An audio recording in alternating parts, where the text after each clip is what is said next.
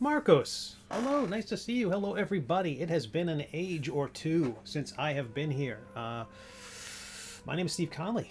I'm the writer and artist of the webcomic The Middle Age, which you can read at middleagecomic.com. It's over on WEBTOON, it's on Tapas, it's on the GoComics. And I also make TTRPG stuff for your Dungeons and Dragons, like the Prayer's Handbook and Intoximancy.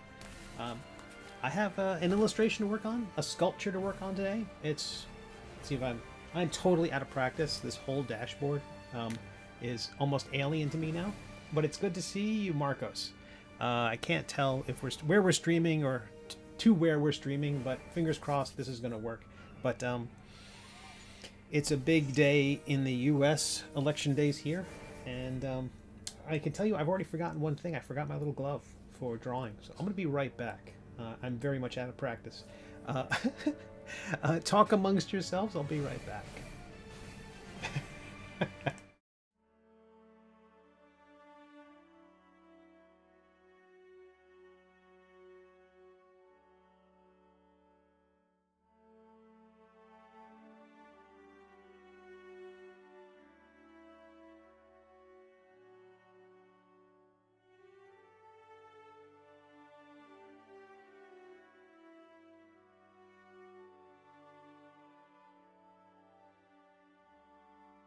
And I'm back. Got my glove. That's what I forgot. Hopefully we're streaming. Hopefully everything's working. Again, my name's Steve Conley. I'm the writer and artist of Marcos. I'm in complete agreement. I am in complete agreement. I am here in Florida.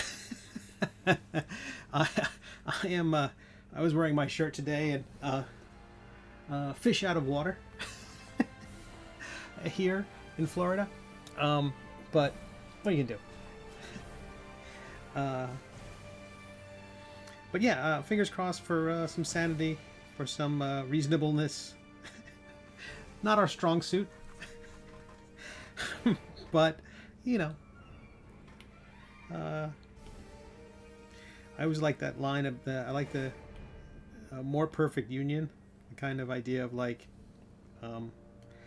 inching closer, but never, you know. It's kind of Zeno's arrow, never quite getting there, but closing the gap.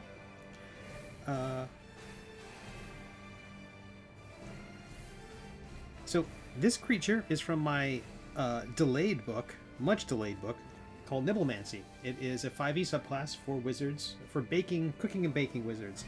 And you can see the little concept sketch there over on the right. That is... the idea is it's a turkraken. It's like a turducken, but I've added a kraken to it. All the creatures that are in these books are thematic, for the most part, thematically tied to the subject matter. So in this case, it's a cooking and baking wizard subclass, and so the creatures need to be kitchen themed, baking themed. And this one was the idea of. At one point, it was going to be like a turdragon, like it was going to be a dragon, like someone taking a, because the concept of a turducken, if you're not familiar with it, it's a turkey.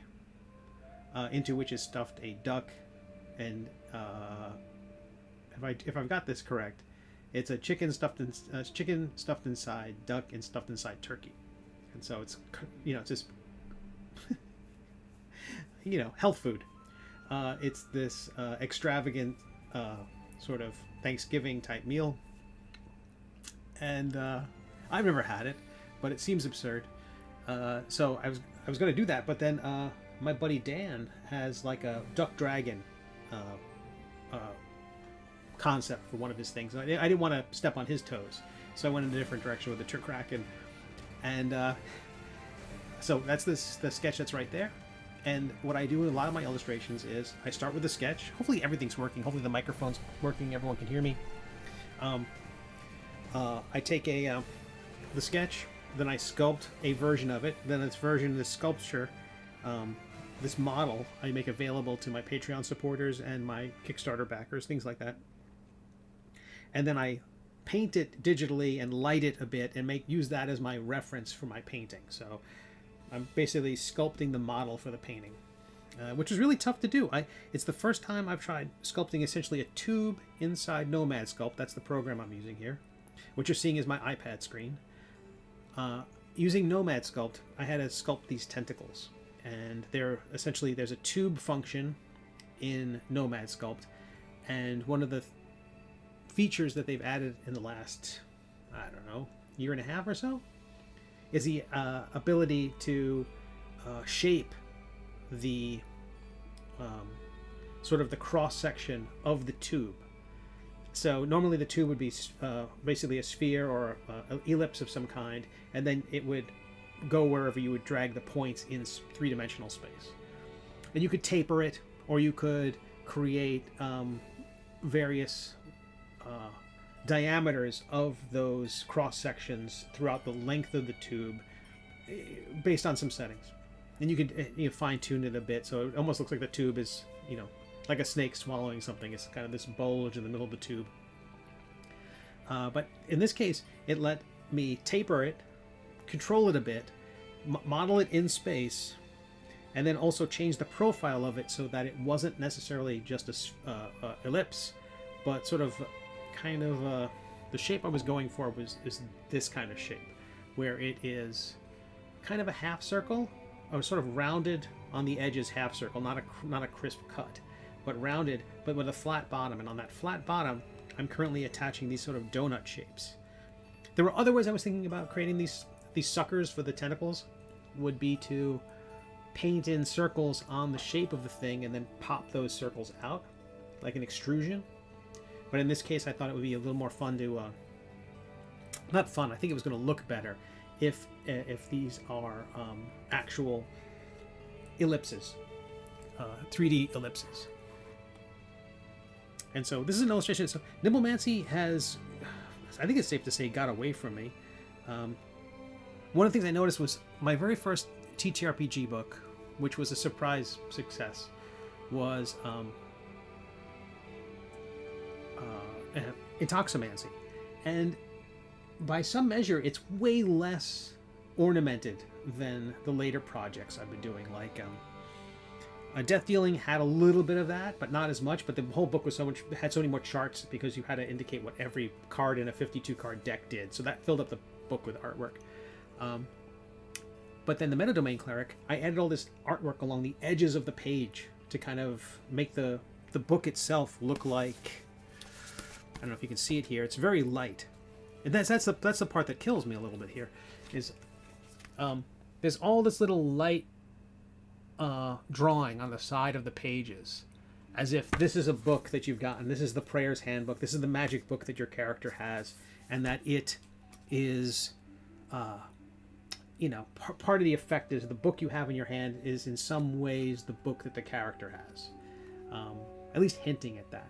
And so all that decoration added a lot to it.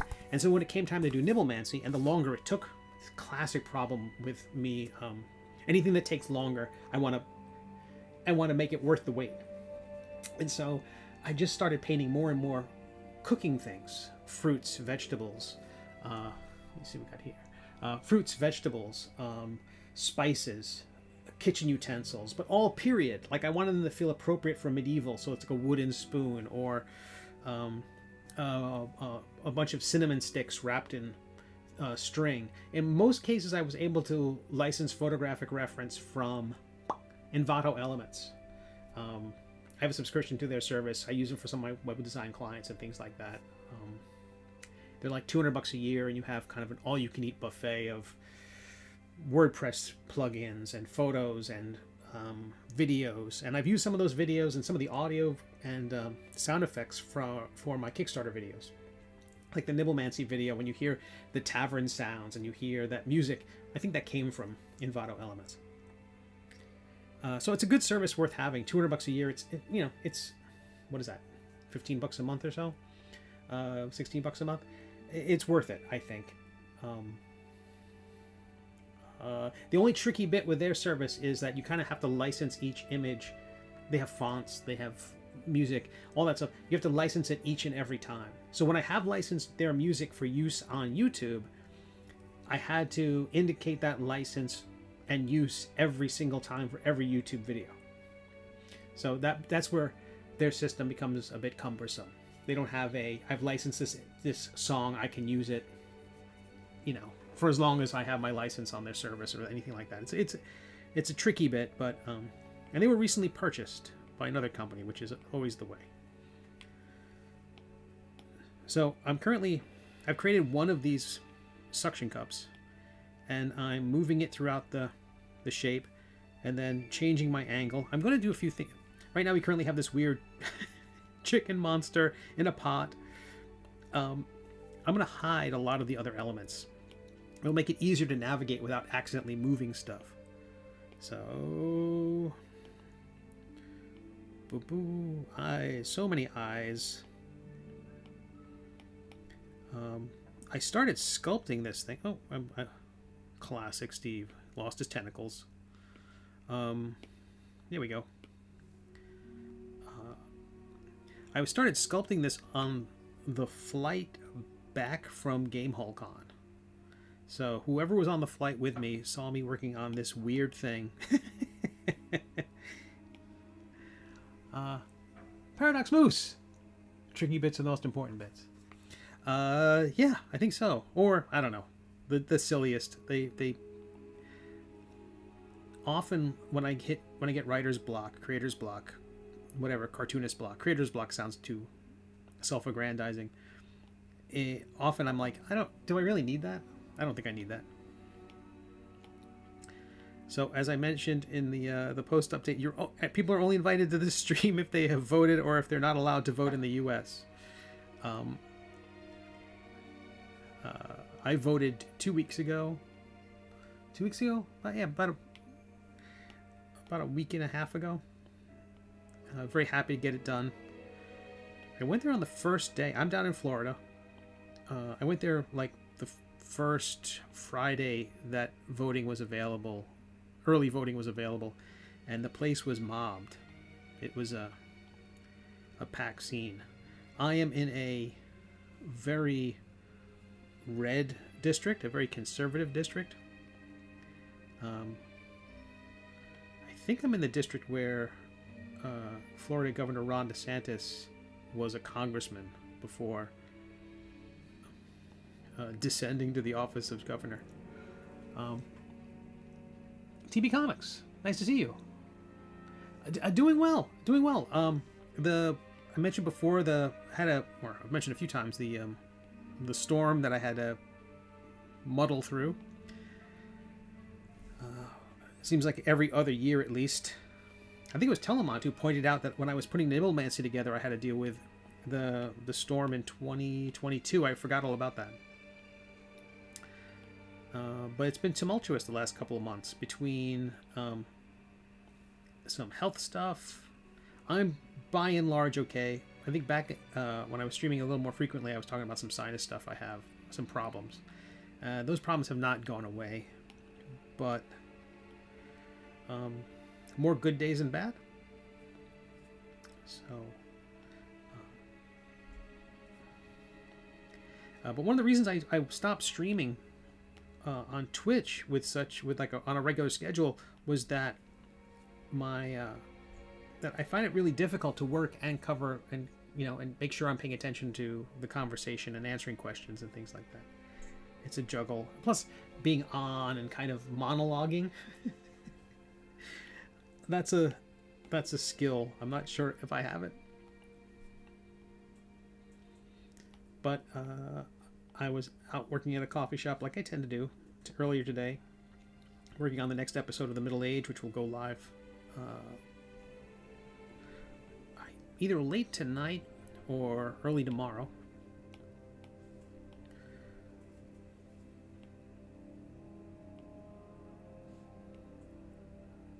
And I'm very happy with it. I thought it would go live like Halloween or Halloween Eve. It is kind of thematically it was very appropriate. No spoilers if you're not caught up with the Middle Age, but it's a very silly sequence right now. Our hero is well, no spoilers. I'm going to enlarge these suckers. But it's election day in the US, and so it's probably going to be a late night of watching the news, and I don't drink. But today might be a good day to start.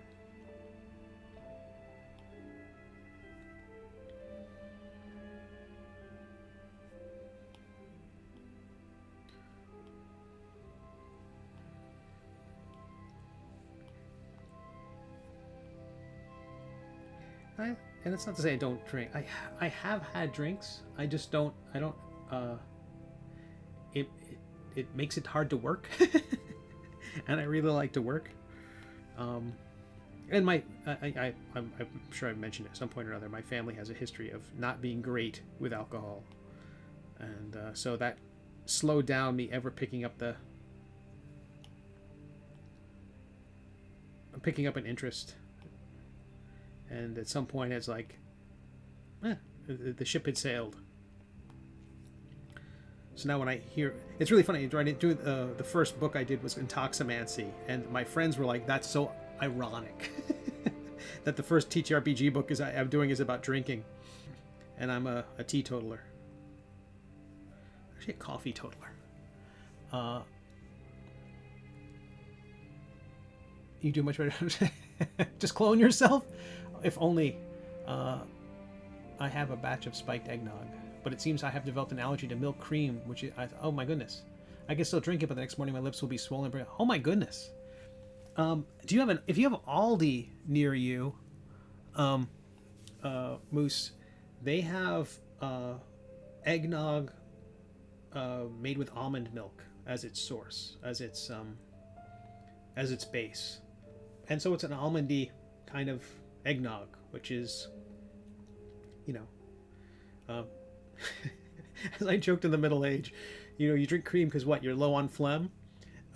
If you're good on phlegm, there's an almond nog alternative. I'll make myself laugh. All right, let's see. I've actually labeled things a bit here, so there should be something called. Oh, maybe there isn't. There should be a pot. I did name it. How about that? I'm like, how many extra tentacles am I making here? Or how many extra suckers? That's too many suckers. I can get rid of some of these. So it had been a while since I'd worked in Nomad Sculpt, and the program has added so many features. It's cleaned so much stuff up. I find that its meshing functions and things like that are so much better than they had been. It seems faster.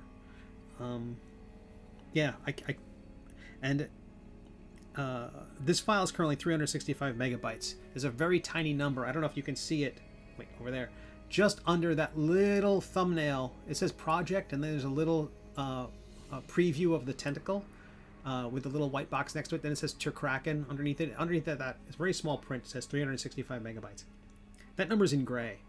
The color of the numbers, when it talks about file size, when it talks about megabytes, or the number of points, when it starts pushing its memory limit, its memory capacity, the top end of what the program can handle, that number changes color. It starts to get a little more yellow, then more orange, then more red, then a deep red, and basically saying you're pushing it, you're going to crash the app. So far, this is 365 megabytes, fairly complicated, and it's still gray. So the program has gotten stronger. I can't say enough good things about this. There was some. Okay, these are all visible. I'm going to select them. I'm just dragging the Apple Pencil up the little checkbox, and that should, if I hit solo, show you all the pieces I've selected. These are just the suckers. I'm going to save just because I'm about to try to join them together. This doesn't fuse them. What it does is essentially group them. There's a absolute. Ooh, let me do one thing first. I'm glad I stopped myself. I'm going to clone this guy here. Turn him invisible. When you join these things together, they become a single unit. And so currently, each one of the individual, I'm going to have to reselect them again. Each one of the individual units has its own poles, has its own XYZ coordinates for manipulating it. That's super handy because at least one of them allows me to control the depth of the green axis basically is like almost like the north pole of this shape, and I can use that as a lever to sink the sucker into the tentacle, or the depth that it is controlled by that particular lever. The red and blue axes are the kind of XY axes, and those let me place it on the tentacle, and then the green axis, the Z axis, kind of lets me sink it into the shape. So basically trying to create a uniform stupid tentacles. It is very technical for technical tentacles. Very dumb, and I apologize for being getting technical about how dumb this is. All right, select them all together. We'll try to join them and see if we don't. Hey, we didn't crash, which again, it did the job very quickly. So now I have this extra sucker here, which is not part of the others, and I can move this and start building the suckers on another tentacle. But as I said, it's been a very busy few months. September started off weird. If you read The Middle Age, stupid tentacles. Oh, I make my own eggnog, but I don't know what I would use in place of heavy cream. Gotcha. One of the liqueurs I use in the eggnog is amaretto, so there's always some. The one I don't drink a lot, but like an amaretto sour. I know it's very sweet. It's very sweet, but that's I want to turn everything I eat and drink into candy. Oh, I don't need solo. Okay. So I'm going to start turning things back on. The menu here seems to be stuck. Interesting.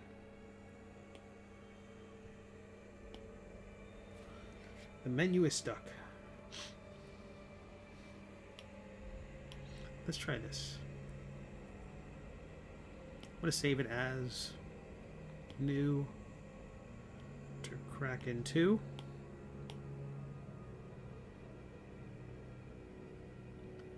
Then I'm going to open the original Turkraken and see if our menu's back. There we go, our menu's back.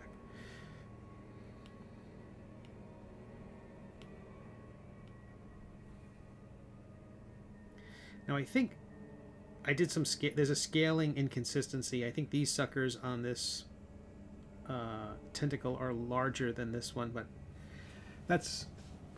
I prefer sweet drinks almost exclusively. Yeah, that's how I am, Moose. Wait a second. Did I not join these, or did I undo it? I managed to undo it. All right, we'll join them again.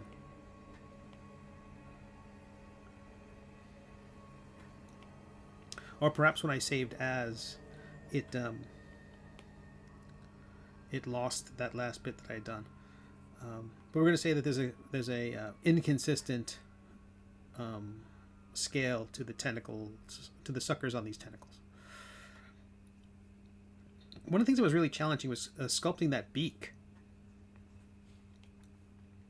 Trying to carve out a shape that would let it have the kind of unusual curvature that felt pointy. When you start dragging things around in this program, it's often like, I've mentioned it before, it's like moving things with magnets. You're not just grabbing a point, you're often grabbing, you're moving things around that point as well. And so as you drag that thing, it will drag other pieces and can create a roundness to shapes. So I basically had to carve out the beak in a way, and then it was a whole thing.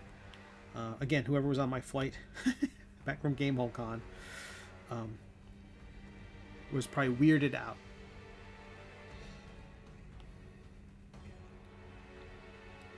All right, so I'm going to turn this to a line. We're going to go left.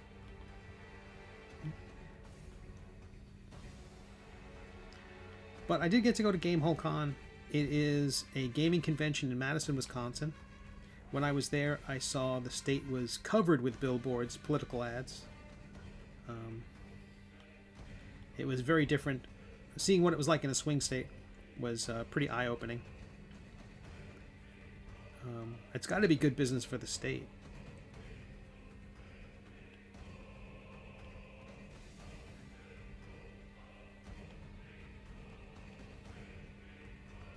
So I'm going to scale that first one down a little bit, and we'll scale it back up.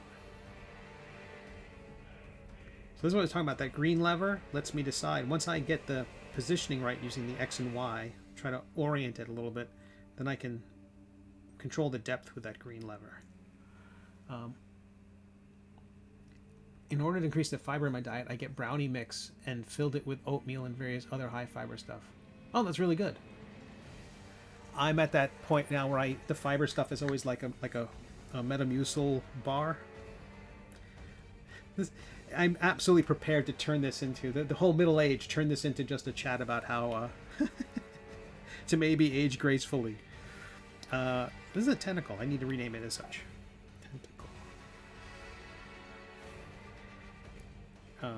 All right. So you. I'm going to turn off everything else.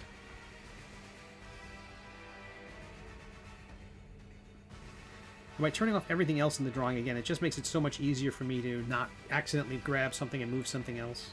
If you've watched any of my older videos, there's often times where I would grab something and just accidentally rotate it, and then you save the file, you open up later on and something's been rotated, and to get it, to reposition it back to where it should be can often be a real bear. So, so the beginning of September, if you read the Middle Age, I've got 2 little baby dragons in there. They're based on my 2 cats. One of my cats, overnight, instantly fell very ill and did not make it. It sucked. It was awful. It was a trip to the vet, and it was terrible. And that is basically, you know, that's like saying, okay, I'm not going to work on my comics for a week and a half, because, you know, it's like it's hard to come up with it. It's hard to be funny in some situations, and so that's absolutely impacted my comic from time to time. Sometimes I talk about writer's block, creator's block, and sometimes it's a thing where you've created this problem and you have to try to fight your way through it. You know, it's either it's really funny. They talk about like a measure of God. Can God create a rock that God couldn't lift? And it's like a lot of writer's block is that. It is a thing. We've created this problem. We've put it in front of ourselves, and now we can't get through it. And so then it's either, can you get through it? Is there a way to get through it? And just trying to rack your brain to do that. Can you take time off, focus on something else, and come back and approach a problem fresh? And can you get through this thing? Or can you go around it? Or is the whole idea bad? And oftentimes, I think my solution has more often than not been, oh, the whole idea is bad. I'm beating myself up to try to solve something. Well, maybe that's not even, I shouldn't be doing that. It's like, why do you keep beating yourself up? Why do you keep punching yourself, Steve? More often than not, that's the thing. And so I'll come up with a whole other solution for that. But so when trying to write and you have this kind of heaviness in your life, it's like, ugh, okay, I'm not writing jokes today. And you try to focus on other stuff. Oh, thanks, Moose. Write about what you know. Yeah, that's true. So that was a setback. And then we had Baltimore Comic Con, and that was a great experience. It was probably my most successful Baltimore Comic Con yet. I did a lot more traditional artwork. I've been working on those pieces ahead of time. If you followed me, I shared some of them on my Instagram. I've reset my screen here. I'll keep working on this so I'm not just expositing. Is expositing a word? Let's say it is. And so the Baltimore Comic Con was just absolutely fantastic. Again, in terms of sales and things like that, it was a great experience. The third volume of The Middle Age, which I just got the huge shipment of books in on Saturday. So those books are going out. I probably do like 10 to, on average, 15 will go out a day. So I should be done with that in a matter of like about 15 days, all told. There might be some questions, or I know, like, for instance, one person said, I really want to have a drawing done, because I had like a book plate version of it. Like, here's a book plate. The nice thing about a book plate is I can, it's a nice little sticker. It's on archival paper. I can do a little sketch on it and include that book plate in the book, and I'm never opening the book. It's a nice thing that you can put in there, and the reader gets that satisfaction of cracking the spine on the book for the first time. It's their book, and if they can have a choice, they can either affix the book plate inside the book or display the book plate in some other fashion. But one person said they really wanted the sketch inside the book, and so I said, okay, I'll do that. But it's things like that where every one of these Kickstarter orders, and I don't have a lot. It's only like 200 or so that included physical copies of the book and weren't just PDFs. There's these peculiarities, and you want to make sure you get it right before you mail it across the country or around the world. That they get they get exactly what they wanted, and you're not paying international shipping twice or something like that. There's a practical financial reason to get it right, and there's also the idea of trying to make it so that a person who has taken a chance on your project and is kindly supporting you gets exactly what they would have hoped for. So Baltimore Comic-Con, wonderful show. I started doing some commissions, the toned paper commissions, and the latest one was I was doing the giant monsters. Doc Mario, how are you? Can I see the whole piece? Yeah, absolutely. Let me save where we're at here a second, and then I'm going to turn things back on. You can see I've turned things off, so I'm able to work on the technical bit. But you can see the creature, the sketch I did. I drew that in Procreate. And voot. Voot. Voot. Missing a bit there. I think that's all of it. And we'll go back to our main camera view. I'll select the disc. So that's where our creature is. And this is on a 1-inch this is on a 1-inch base, so it's scaled for D&D mini size things. I'm not sure if anyone in anyone's Dungeons and Dragons campaign has a 5-foot or 4-foot diameter. No, 4-foot. 4-foot diameter pot. But the idea is this big kitchen crock pot, and out of this comes this medium creature that would attack your players. Much like in the Intoximancy book, where I created all those like sentient drinking vessels, like the hobgoblet or the tankard, those things. The idea is you're in a tavern and suddenly the drinking vessels come to life and start attacking you. It's hopefully a fun. It's an environment that most people consider. They start their adventures there, but there's usually not a fight in the tavern, or if it is, it's pretty quick.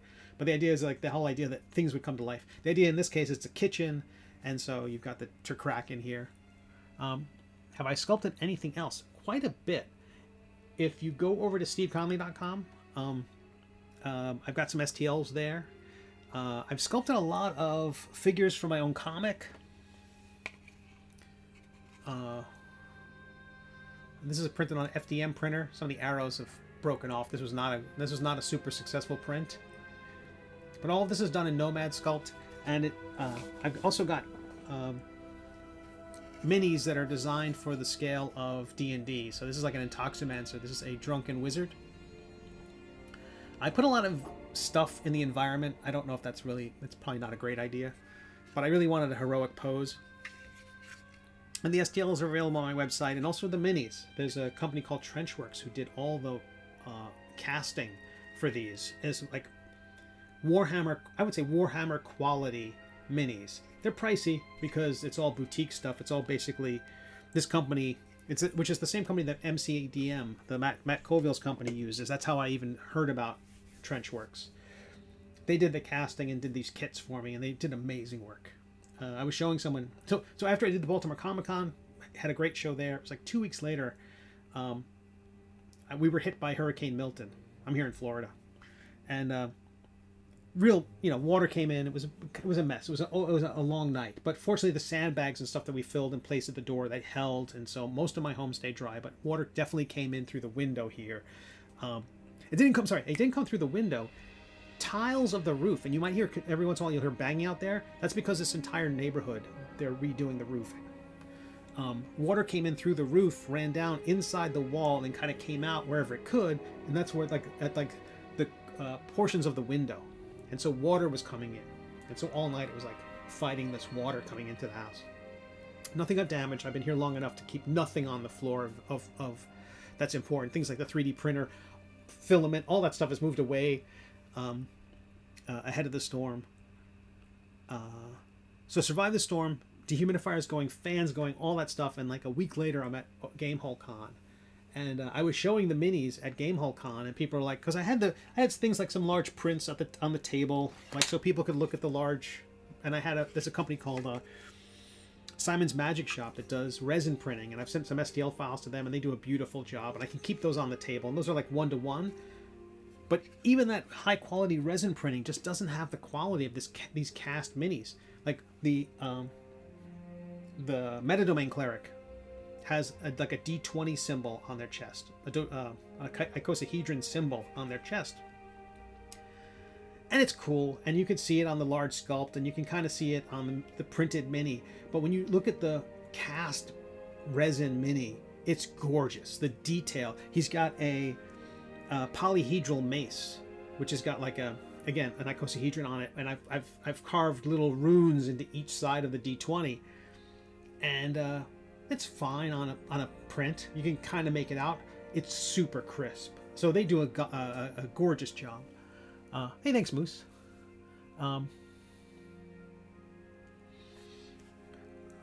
Anywho, so what I'm working on now is this, and you can tell I'm not as good as like Fat Dragon Games and Tom Tullis, and who creates his minis with FDM printing, like filament printing in mind, where you can almost do it without supports or minimal supports. My stuff requires supports. It's like I'm all about, because these are also being created as references for illustrations, and so I want them to be lively. Like you can see in the drawing there to the right, well, to my left, but to the right of the creature there, you can see feathers and things that are flying off. Those will just be in the painting. I'm not going to include the flying off, all those bonus feathers in the sculpt. I might put 1 or 2 on the ground, but I also have to put like fire, because I feel like this should be a kettle, not a kettle, but a cauldron that is cooking. But I also thought about removing that because I don't want to make it look like the creature's suffering from. It's not taking fire damage. It's not like the creature is not being tortured. It's more like this is a creature emerging from the pod. Anywho, if folks don't know who I am, my name's Steve Conley, and I ramble a lot. I don't stream here a lot, but I really appreciate you being here. If you're familiar with my webcomics, thank you. I will say that one of the great things about being at Gamehole Con, I could talk about that for a bit. So Gamehole Con, if you don't know what it is, I think it bills itself as the largest dedicated tabletop role-playing game convention, maybe anywhere. It is. There's other gaming conventions. There's Gen Con, but Gen Con has like Lorcana and Magic and all that other stuff. And that's not to say that there aren't other board games at Gamehole Con, but it is majority role-playing games: Dungeons and Dragons, Savage Worlds, Call of Cthulhu, what else? Tales of the Valiant, a million other games, Mothership, everything from Free League, like played Blade Runner. And it's a wonderful event. It's a small convention compared to Gen Con and Origins and PAX Unplugged, but it makes the best use of the space. It's a wonderful environment. It's so welcoming. I was an exhibitor there, so I was in one of the artists in their artist alley, and I hope to be back next year. And had a great show. The high point I mentioned on the social media was a dungeon master coming up to me and letting me know that her group, everyone in her group uses a different one of my subclasses. Each player plays a different one of my subclasses: the Intoximancer, the Death-Dealing Rogue, the Metadomain Cleric, and that's the best. I cannot believe it. It was so great. It made my whole weekend. And people really warmed to my webcomic too. I brought some copies of Volume 1, 2, and a couple copies of Volume 3. I'm not a fan of having Volume 3 be out there, and my Kickstarter backers haven't gotten theirs yet. But there's a certain amount of people who were there who were Kickstarter backers, and I wanted to deliver those, and then brought a couple extra in case any of them showed up unannounced. And then by Sunday I sold those.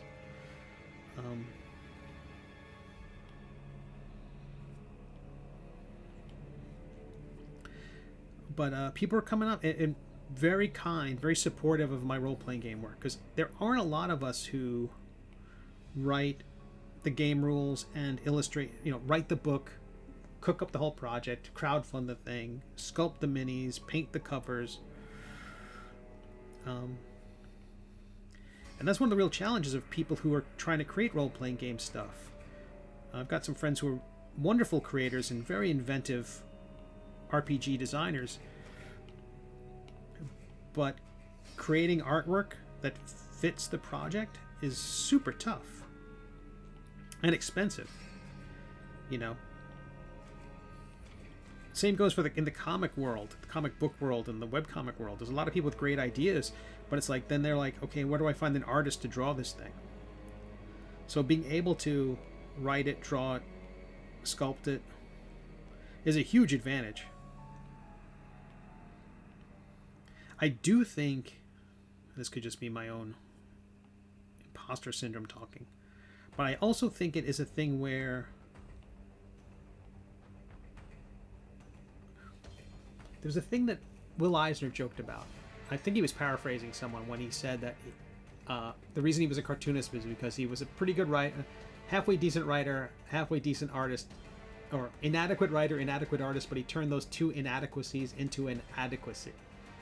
I feel like that's sort of... It's easy to view people who are one-stop shops in that fashion.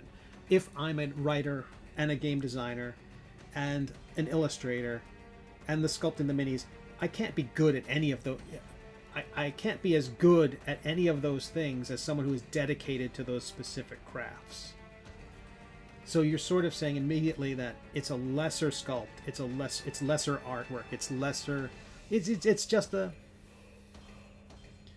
But that's just it. But those kind of gradations of higher and lesser, I think those are false. I think those are false. I think it's a case of, if you're doing what only you can do, then it's apples and everything else. It's oranges and everything else. So my stuff is just my weird stuff, and so comparing it to anything else is moot. Moose, that's me at my job. I'm a hybrid biology, programming, stats role. Yeah, I and that is the jack of all trades, master of none. That's the kind of negative brush. I don't think so. I mean, there was a period in the early aughts where that cross-disciplinary function was a virtue. That you're bringing your biology viewpoint to programming gave you a unique perspective on programming.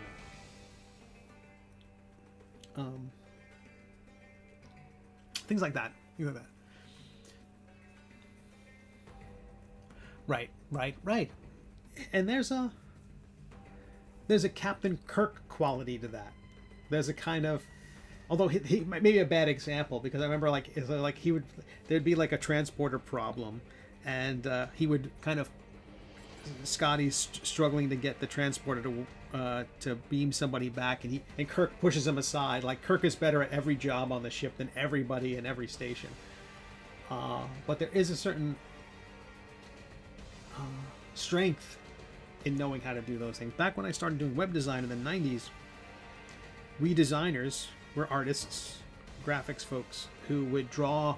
We would do Photoshop mock-ups of what the web page should look like, and then that would be handed over to people who could do HTML. Anyone who's done HTML knows that's not rocket science. And so I went and took the gig wasn't paying for it, but I'm like, I should know what I'm asking the coders to do. And so I went and took a course in HTML and was like, oh, this is easy. Because at the time, HTML didn't even have like CSS. It was like, it was baby stuff. It was almost basically just, well, everything was a simple grid. There was no layers. Iframes were kind of a thing, maybe, sort of. But everything was essentially just this kind of grid, a grid of tables, of columns and rows. And, once you had columns, nested tables within tables, it got a little weird. but wasn't complicated at all. I mean, although when I was studying it, like height and width tags for images were kind of like a best practice, but weren't mandatory. Like this was early '90s stuff. But having that HTML skill made me a better graphic designer. For internet, for graphic design, for internet, specifically for HTML web work. Boy, me good at words.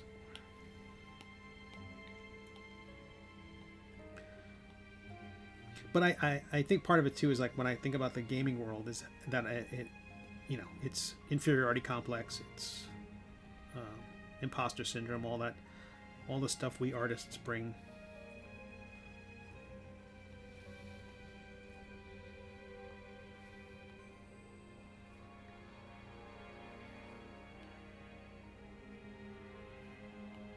I would think in my advanced years, my back, that I would not have so much of it, and it is lessened, but it's still very much there. Oh, my cat's here. What's up, buddy? What's up? Why am I not paying attention to you? Well, because I got work to do. I know.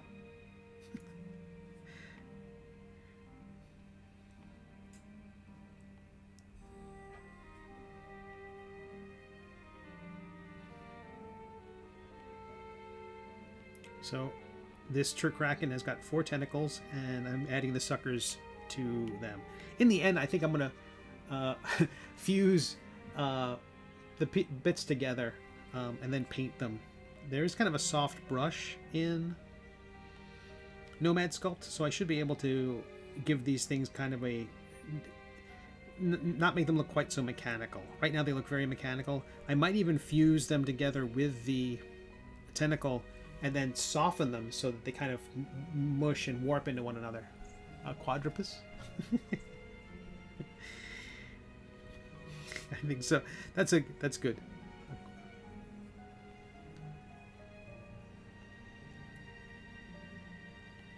Don't yell at me.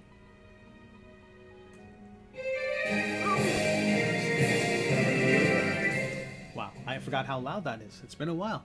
Thank you for the follow. Why is this not? It popped on the screen briefly, but you're awesome.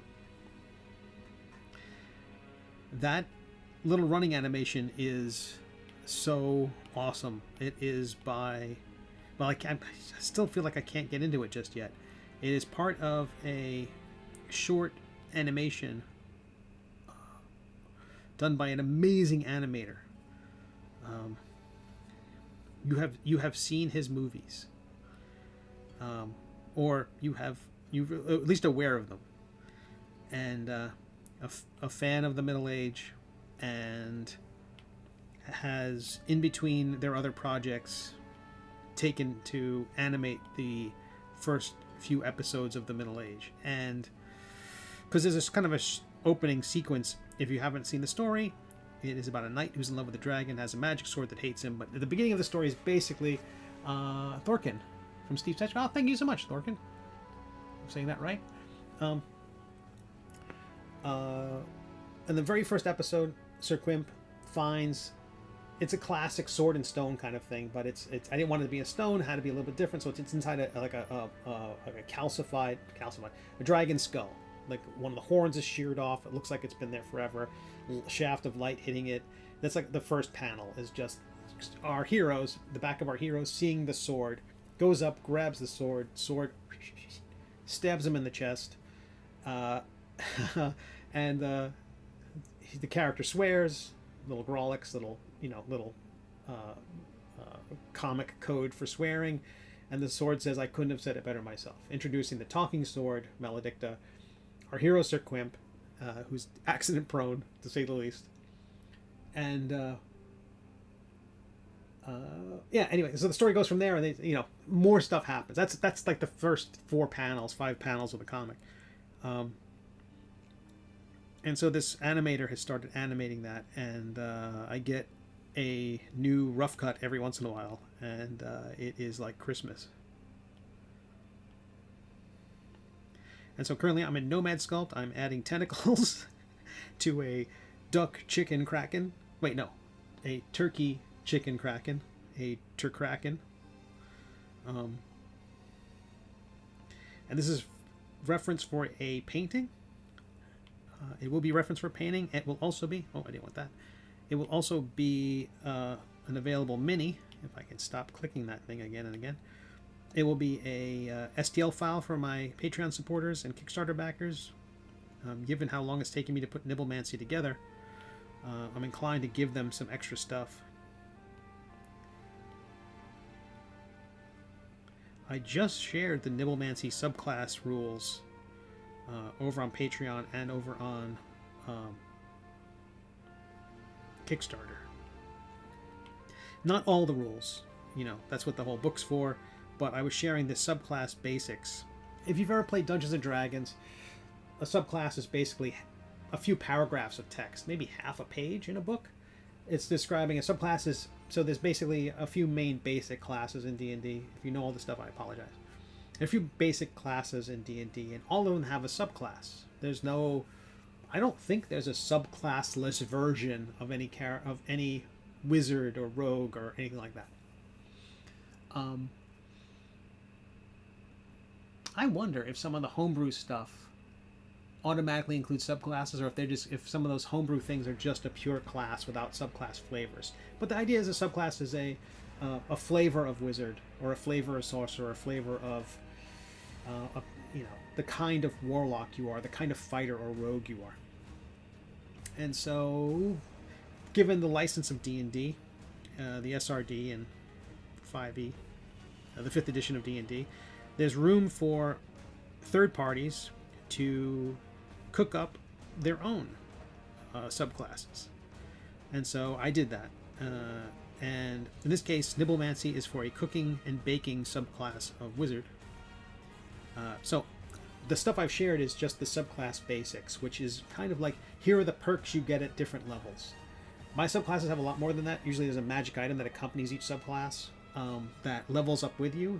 The thinking I've had with playing D&D, and especially the 5th edition, not the most recent variant version of the 5th edition, which came out in 2014, the one Critical Role plays and Dimension 20 plays, is that the leveling process of your characters has some doldrums in it. There are, as you level up, classic in every video game since classic in almost every game since D&D pioneered it, is the leveling process. Your character starts off weak and gains in strength, and it's considered levels that you are progressing through. If you play Baldur's Gate 3, there are some levels that are kind of anticlimactic. You gain a few hit points. It might increase a proficiency bonus, but by and large, there's no fanfare, no fireworks, no fun. And so these magic items that came with the subclass try to bring some fun into it by giving you a magic item that levels up. Now the idea is the magic item's not super powerful when it starts. When it gets to, by the end of it, it's probably it's a great magic item depending on how the choices you make with it. But at least those choices give you something to do. It can give you a little more fun. Anywho, Thorkin says, I've been looking for a bit, saw that you had a webtoon and ended up reading. Well, that's awesome. Thank you so much.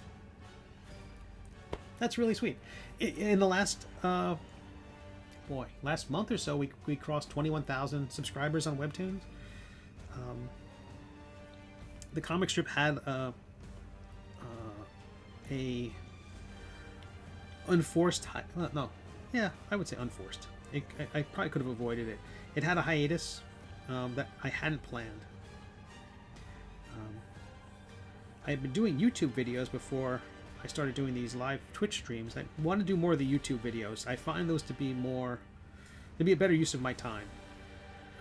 I love doing this, but for long-term value, since this stuff is very ephemeral, it's so rambly and unstructured, the YouTube videos have a lot more focus and I think have a longer shelf life. Like one I did on how how to promote webcomics, it keeps getting views. Like my tips for, you know, not tips, it's the wrong way to look at it, I think. It's like, here's what I do to promote my webcomic. I find like that's a bit better. A lot of people are very much, they tell you, here's the right way and the wrong way. I'm like, that doesn't match up with my experience. Because some of the folks who will tell you, here's what will work to help promote your webcomic, they're 20-year veterans. They're coming from, or you know, they've been doing this for 10 years, and there were things that they could do 10 years ago to promote themselves on Twitter and Facebook that you can't do now. And those services now, if they exist, they, you know, rebranded and basically they're dumpster fires. So there's so many of the things that they suggest. Oh, this is what you got to do. You got to do this, and what you're doing is wrong. And I'm not a big fan of that. I feel like there are people who are going to do things that a veteran will think is a terrible idea, but the veteran's in a very different place. That veteran has to make X $1,000s a month, otherwise the lights go off. A new person who's not going to quit their day job just yet is able to do things that those veterans don't think is a great idea. But it's a great idea for that new person because they're carving their own way. Similar conventions, info from 10 years ago isn't entirely applicable to... Oh, absolutely not, Moose. Yeah, 100%. Yeah, the things that work. And the shows just keep changing. There's one of the very first comic conventions I did. This will expose my horrible agedness. It was 1995. Holy crap! 30 years ago. And there was a video someone had of it in the hall, and it was just basically probably. I immediately started picturing it like it was a black and white film, and it was like they were rolling the camera because it was is that how you hold the camera? It was like a microphone and they're wheeling this camera in on a dolly and filming the hall. There were none of those collapsible telescoping banners that are like standard at every convention now. Like every convention, every artist has one of those telescoping banners behind their booth, but they hadn't been invented yet. And so the hall looks like just tables, loose tables with like standees on it. With like maybe someone has a banner that they've printed on foam core, or a maybe it was a banner that they taped to the wall. I'm sure, surely to the chagrin of the convention center or the hotel. But the advice for some of these shows, and it's just everything changes. Like what show's the right show for you to do, and also sometimes the advice just people can't wait. Like one of the best things you can do before setting up at a convention is go there, check it out. Is it the right show for you?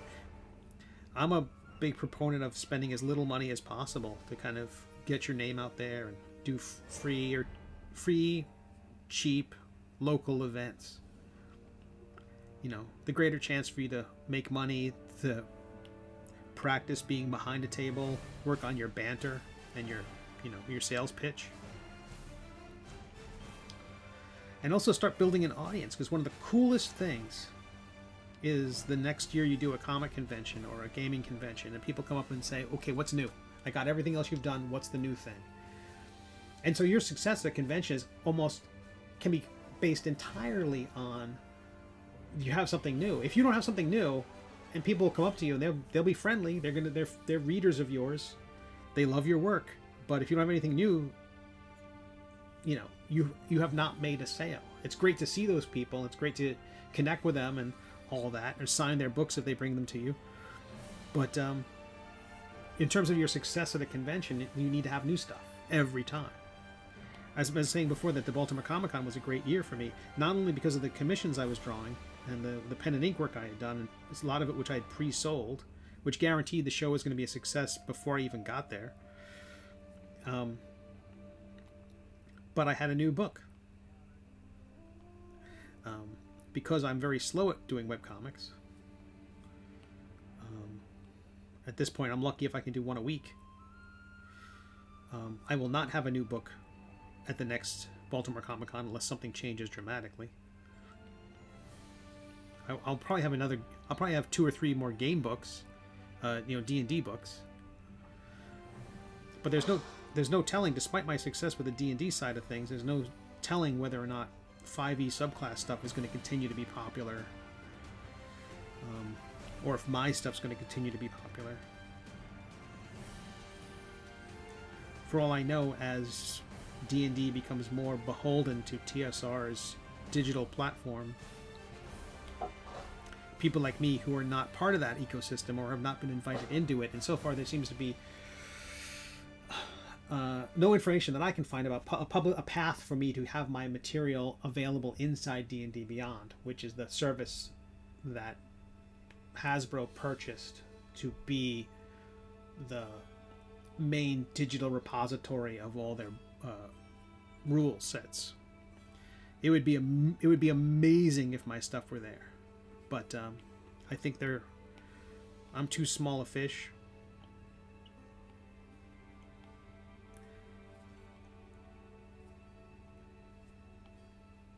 They're focusing on stuff from like Ghostfire Games and the larger publishers.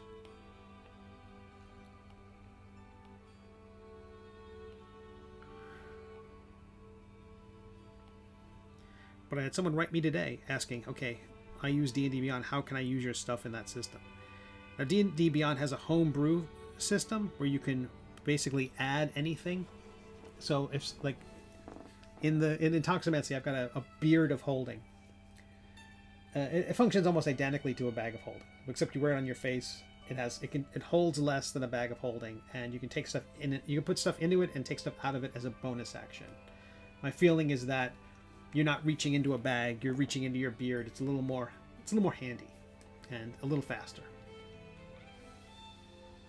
So, it'd be real easy for someone to add that to D&D Beyond's homebrew section, but that doesn't mean it's available to anybody else. I'd love to have my stuff just in their system available for purchase, because that would be a whole other revenue stream. Not only you say revenue stream, like I say revenue stream like I know what I'm talking about. It's mostly just a way for me to get more people to even be aware that my stuff exists. As social media has gotten more garbagey, and more useless as a means of outreach,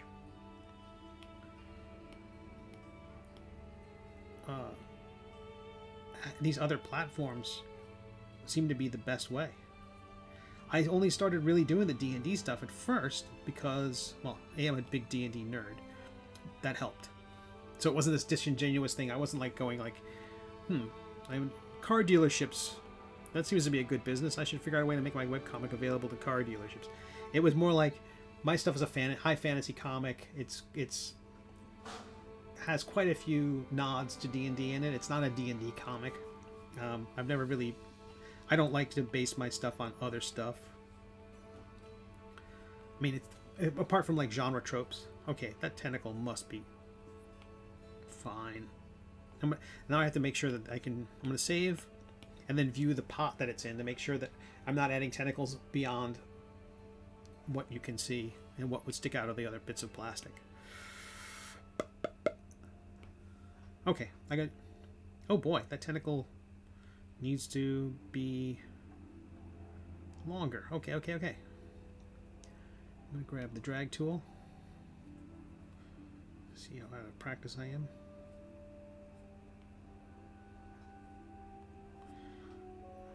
I'm sure this also is going to stick into the body of the Turkraken. So, but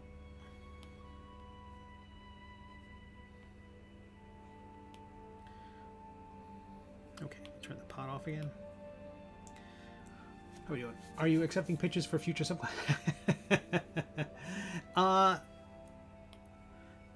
Why not? What do you got in mind?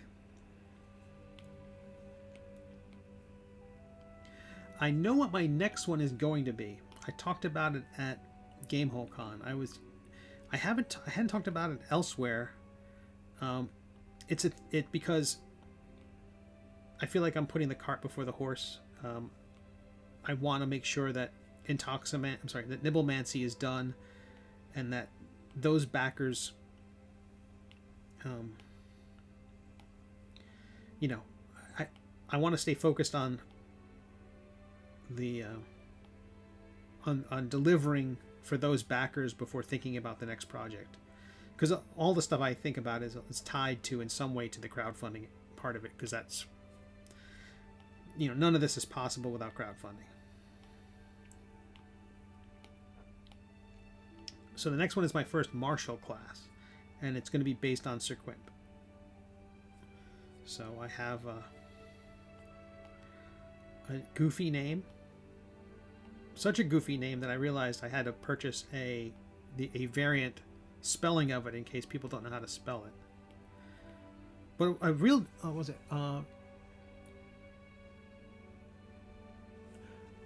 you play a familiar who's actually controlling the humanoid as a red herring or decoy. Moose, you are not far from the fighter subclass.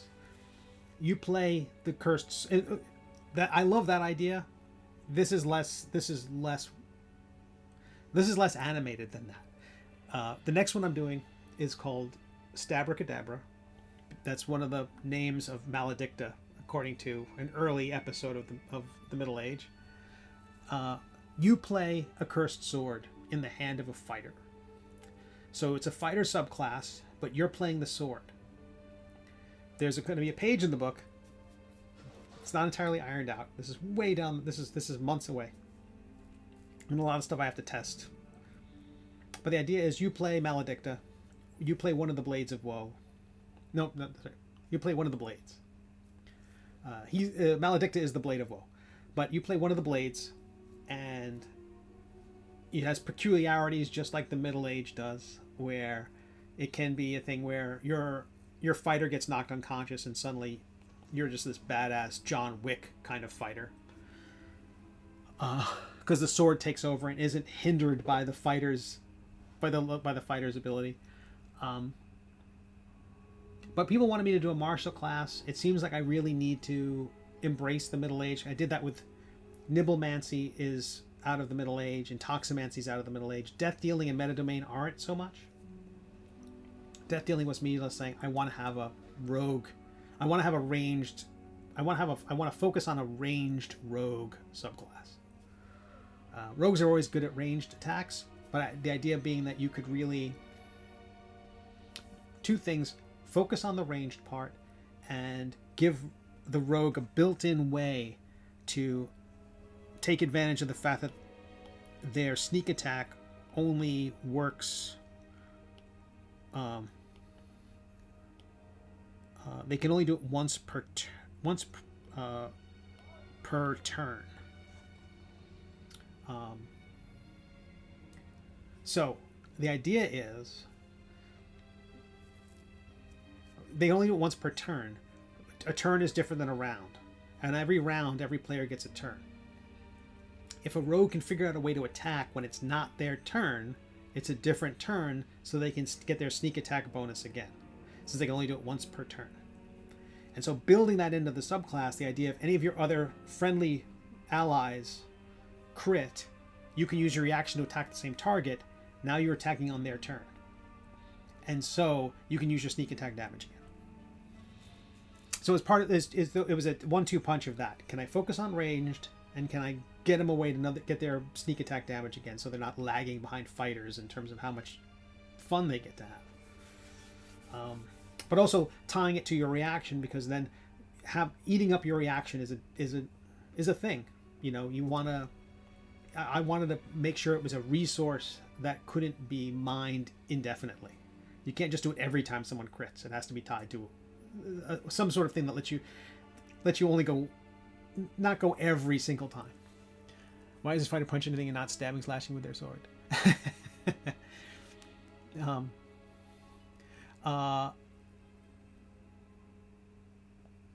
Yeah, absolutely. And the idea with so far, I can't really... How much can I get into?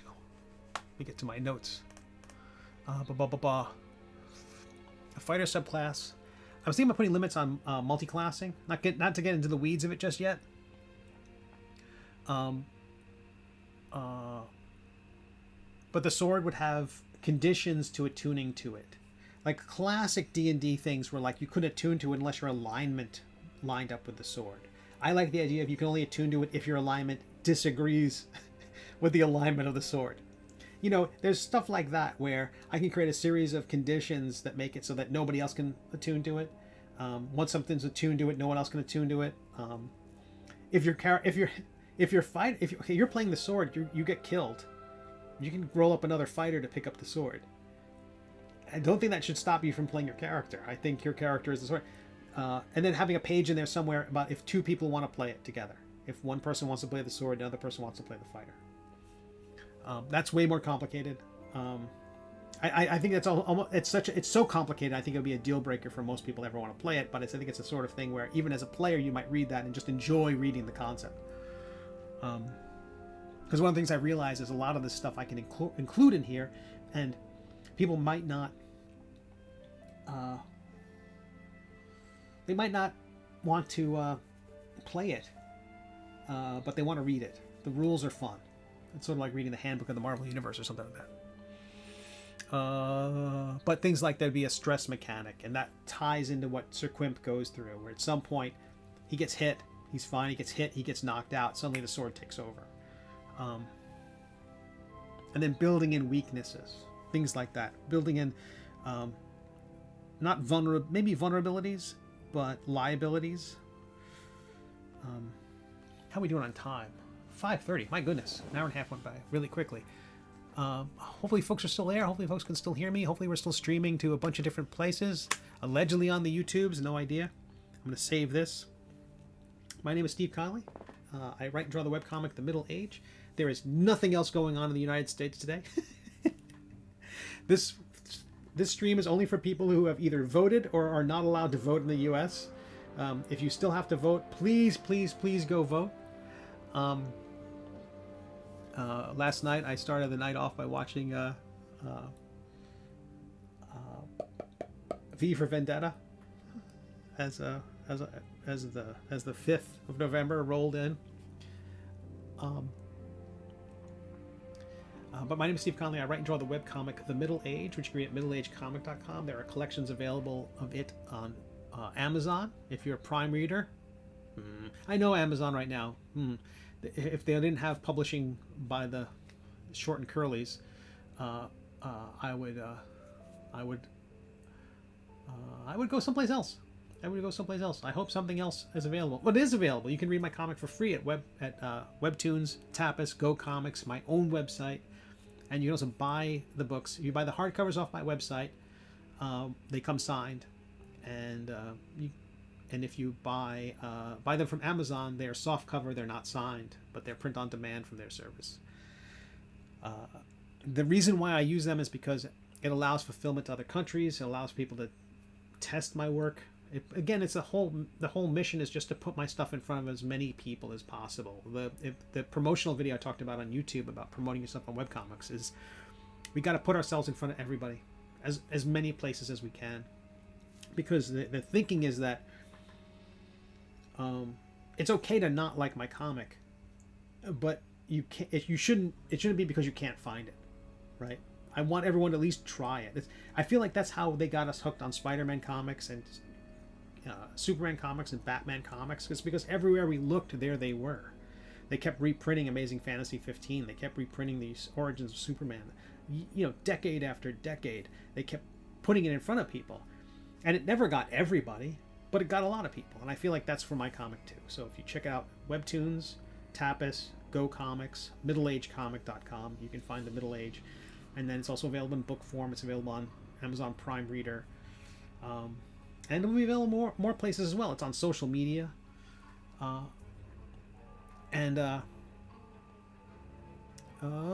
places as well. The site Top Webcomics is working on one called Fable. I think they've launched it now. They approached me about putting my archive up there. The reason why I didn't respond to them, It's not because I don't like their service. I think Top Webcomics does a great job. It's a pinball machine of ads, but I think it's a very low-cost pinball machine of ads if you want to run ads someplace. I really dig it. Their system of what's the top comic is fairly gameable. I feel like there's people who have gamed it. And so the numbers aren't always, I don't think, reflective of... Well, but I don't even know how you would do that. I don't know how you would ever do one that would be reflective of quality. It has to be... If it's a popularity contest, and popularity contests, and plus a web popularity contest, an internet popularity contest, I don't know how you enforce security when so many other web services, much better funded web services, can't. But they do an admirable job. They've included some things like if people don't come in and check their comic that it's still active every month, it kind of takes it off the list, which is good. At the very least, you got to check into their site once a month. I approve of that. But they're doing one called Fable. Well, the reason why I didn't want to just upload my entire archive there and then start posting is I feel like most of these services, your only opportunity to get new readers is when you upload something new. So I'd much rather, once their service is up and running, and they got some readers, stuff like that, because people can read my stuff anywhere. I'm not going to be a big draw to their service since my stuff's available everywhere else. But once they got enough of a readership, approach them and say, hey, can I add this? And then it's just episode 1, 2, 3, 4, and for 300 episodes, maybe I do it over the course of 300 days. Every day there's a new episode on their system, and that will be a chance to get new readers every day. I think that's the way to go. I think that would be the way. Versus my entire archive being up there.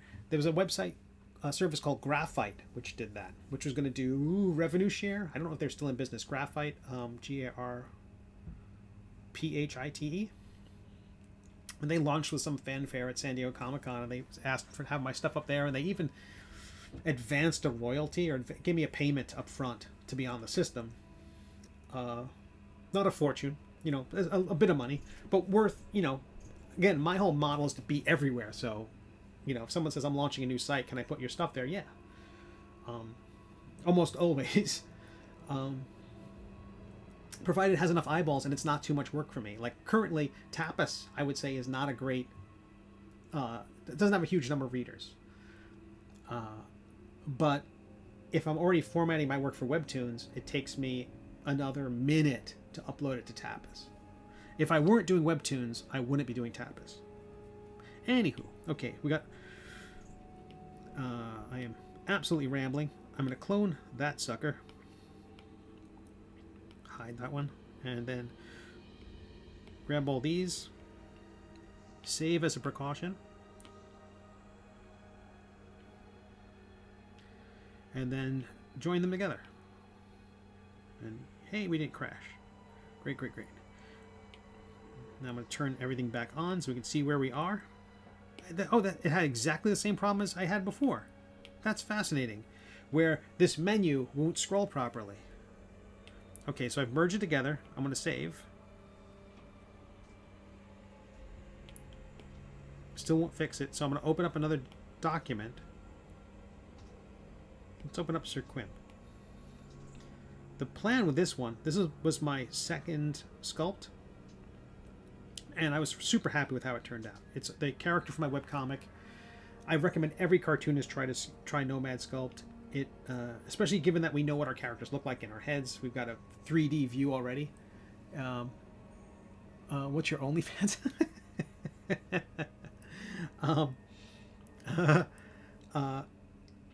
But cartoonists, basically, we think in 3D. We think about how to draw hands from every angle. We think about how to draw our characters' heads from every angle. And so it was really fun to figure out how to draw my character. I said this was the second one. The first sculpt I did was of him, and it was fine-ish. It was very stiff. And I was like, okay, let me do it again now. I've done it, sculpted it, everything worked out great. I think I kept the axe because I was so happy with how the axe turned out in the first one. I kept the axe, and I know I kept this boot. I thought I'm not going to create a better boot than that. And I don't know. I've been doing this for a year and a half. 2.5 years now, 3 years, and I still don't know if I've created a better boot than that. I sculpted this, and the idea, I have this document nearby because it was a suggestion that David Peterson of MouseGuard had when I saw him at Baltimore, was to create the character. And I've done this with, the Grognard. I gave that away. I gave it to Dan Taylor at GameholeCon. It's this large figure, and it was printed very large. It was printed like almost 10 inches tall. Has a huge axe. And I created it with kind of positive and negative plugs that will allow me to assemble it and glue it together. Glue the piece together. But as David suggested, I need to do that. But he was going to do it with his sculpts with magnets. The idea being that the pieces, the sculpt can be taken apart for shipping or for packing in a, carry-on or check baggage, and then just magnet the thing together. So I was looking at how can I part this figure, removing the cape. Again, I didn't know what I was doing when I sculpted this guy. I wasn't thinking about 3D printing. I wasn't thinking about casting the figure. When you see most figures, pro sculptors know that the figures need to support their own weight, that they need to be printable or castable in resin, and they're thinking about the casting, like we talked about before, about when designing for web. Knowing how HTML works made me a better web designer. After working with Trenchworks and their resin casting and having my own FDM printer, I have a much better idea of how printing works, and I never would have sculpted anything like this. I'm so glad I did, because I still love it. It's completely illogical for printing. So now the idea is I'm going to try to figure out how that I've created this thing that doesn't want to be printed, that has all these little spindly arrows and thin things sticking out of it, just begging to be snapped off. How can I assemble this or disassemble it in a way that can be reassembled with magnets? I do think the arrows would slide in. Those would be like little pieces that go into slots. But things like, there's no reason why the head couldn't just be a magnet that snaps in like a... And the idea being that it would also be socketed in some way. There's no reason for the pieces to... This is not Micronauts. It doesn't need to have any kind of rotational ball and socket function. Anywho, let's open up our other file again and see if our menu is back. And it broke. Okay. Let's try that again.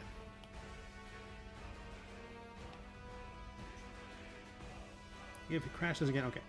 If it crashed again, sometimes when you're taking one very large file and opening up another one, that's a lot for the program to think about. And so what you can do is you can either quit out of the program, but as you saw, it opened right back up to the complicated circump sculpt. Again, it was one of the first ones I created, so I'm sure it's not optimized in any way whatsoever. But what you can do is you can just, from the circump document, I could have created a new document which would have just been a sphere or a cube or something like that. Save that. Then open up the Turkraken. The idea being that you have this other small, super simple model as an intermediary step to kind of clear the memory. And the reason why this tentacle is a different color than the others is kind of a artifact of the program. Occasionally when you merge and subtract pieces together, it gets this discoloration. I'm not sure why, but what I'm able to do later on is I'm sure when I'm fusing things together, they'll finally harmonize again. But that wasn't an intentional variation. Okay, so I got one more tentacle to work on, but I'm going to get a sip of beverage because I am parched. But you now have a better idea of how to make them printable or castable, or is it always still a struggle? I have a better idea. I think what I want to do with future sculpts, for my Patreon supporters, what I would want to do is create sculpts that don't require supports. Like, the classic is the Green Army Men.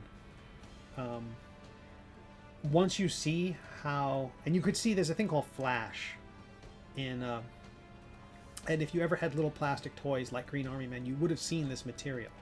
The idea is these are molds, probably steel molds, that are clamped together, that the hollow of it is the shape of the Army Man. And then liquid plastic is squirted into it, injected into it, or placed in it and then pressed together, and then it expands. But almost always it's injection. And often it's done in a centrifuge. So it's pressed in, sandwiched together, and there's a tube, a hollow at the bottom of that. When the material's put in there, and then the thing is spun, and that makes sure the material fills up that cavity, and you get the whole figure properly printed. And then when the mold comes up, they have there's your mini. You just break it off. Break the sprue, the bit of plastic for the mini. But the flash part is the part where the mold doesn't quite come together, and a little bit of plastic or resin seeps between those two pressed bits, and that little, almost usually translucent, very paper thin bit of plastic, which is connected to the figure at the seam. You'll start noticing the seam of the figures, and you realize why Army Men, no matter what they were always on that base, and they were very flat, and they had very clear hollows and things like that. Nothing super complicated, nothing 3D, nothing that would have made it impossible to pull the mold apart. And a lot of my figure designs have these kind of hollows, these donut holes. If there's a donut hole in the mold, it has to align in some way not too far off the axis of where the mold comes together. Like, you can't do it 90 degrees, because how would that even come apart? You'd basically locking the mold together, if that makes any sense. So now I do understand it a bit more, but I want to design them with that in mind. So it would start where, like you see with this one here, I've sketched the Kraken, and I bring it over, I start sculpting in the program to try to get this creature to look right. And we're still at the broad strokes of this thing, where I'm trying to get, you can see these little drippy bits there. They're not burnished into the shape yet. I'm basically going to get them where they need to go, get the general gist of it, and then go through and add things like, you can see on the drawing, there are these kind of syrupy bits that are dripping off the tentacles. Those have to be added. But I want to get the gesture. It's always about getting the gesture right. This is primarily for the painting, and if you can print it, that's great. But one of the things I've done for this one, for instance, to make it more printable, is I didn't have a hollow kettle, a hollow cauldron. It's filled with plastic. It's basically, the soup fills up the thing. I figure that's an easier thing to print. And this might be able to print with just a few supports. Just by being able to... That's your solution for everything.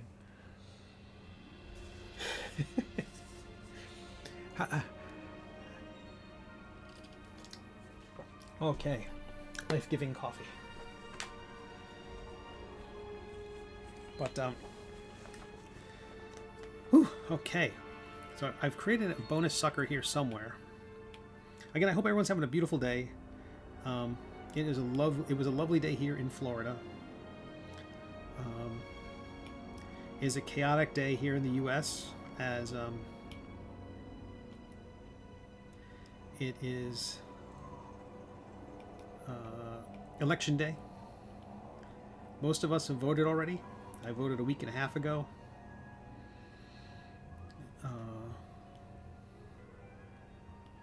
And it'll probably be a late night and probably a hectic week as gripes are griped and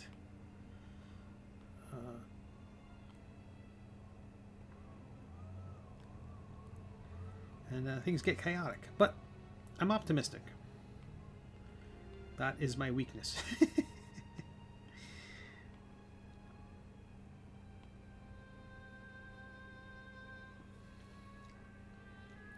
Okay, so like I did before, I'm going to save this. I'm glad folks who are here get to see the full picture of this creature for a moment. But I'm going to be turning off everything except this tentacle and that one sucker. One suction cup. So tentacle 5. I'm turning off everything else just so that stuff's not in my way. And you can see in that column that's there, over there, that menu, there's a little eyeball icon. I'm currently tapping each one off. And you can see it turns things invisible. So when the eyeball is lit up, you can see things, and if they're not, you can't. And so currently the only thing that should be visible, apart from the reference illustration, is this one suction cup and the tentacle. And so I'm just going to start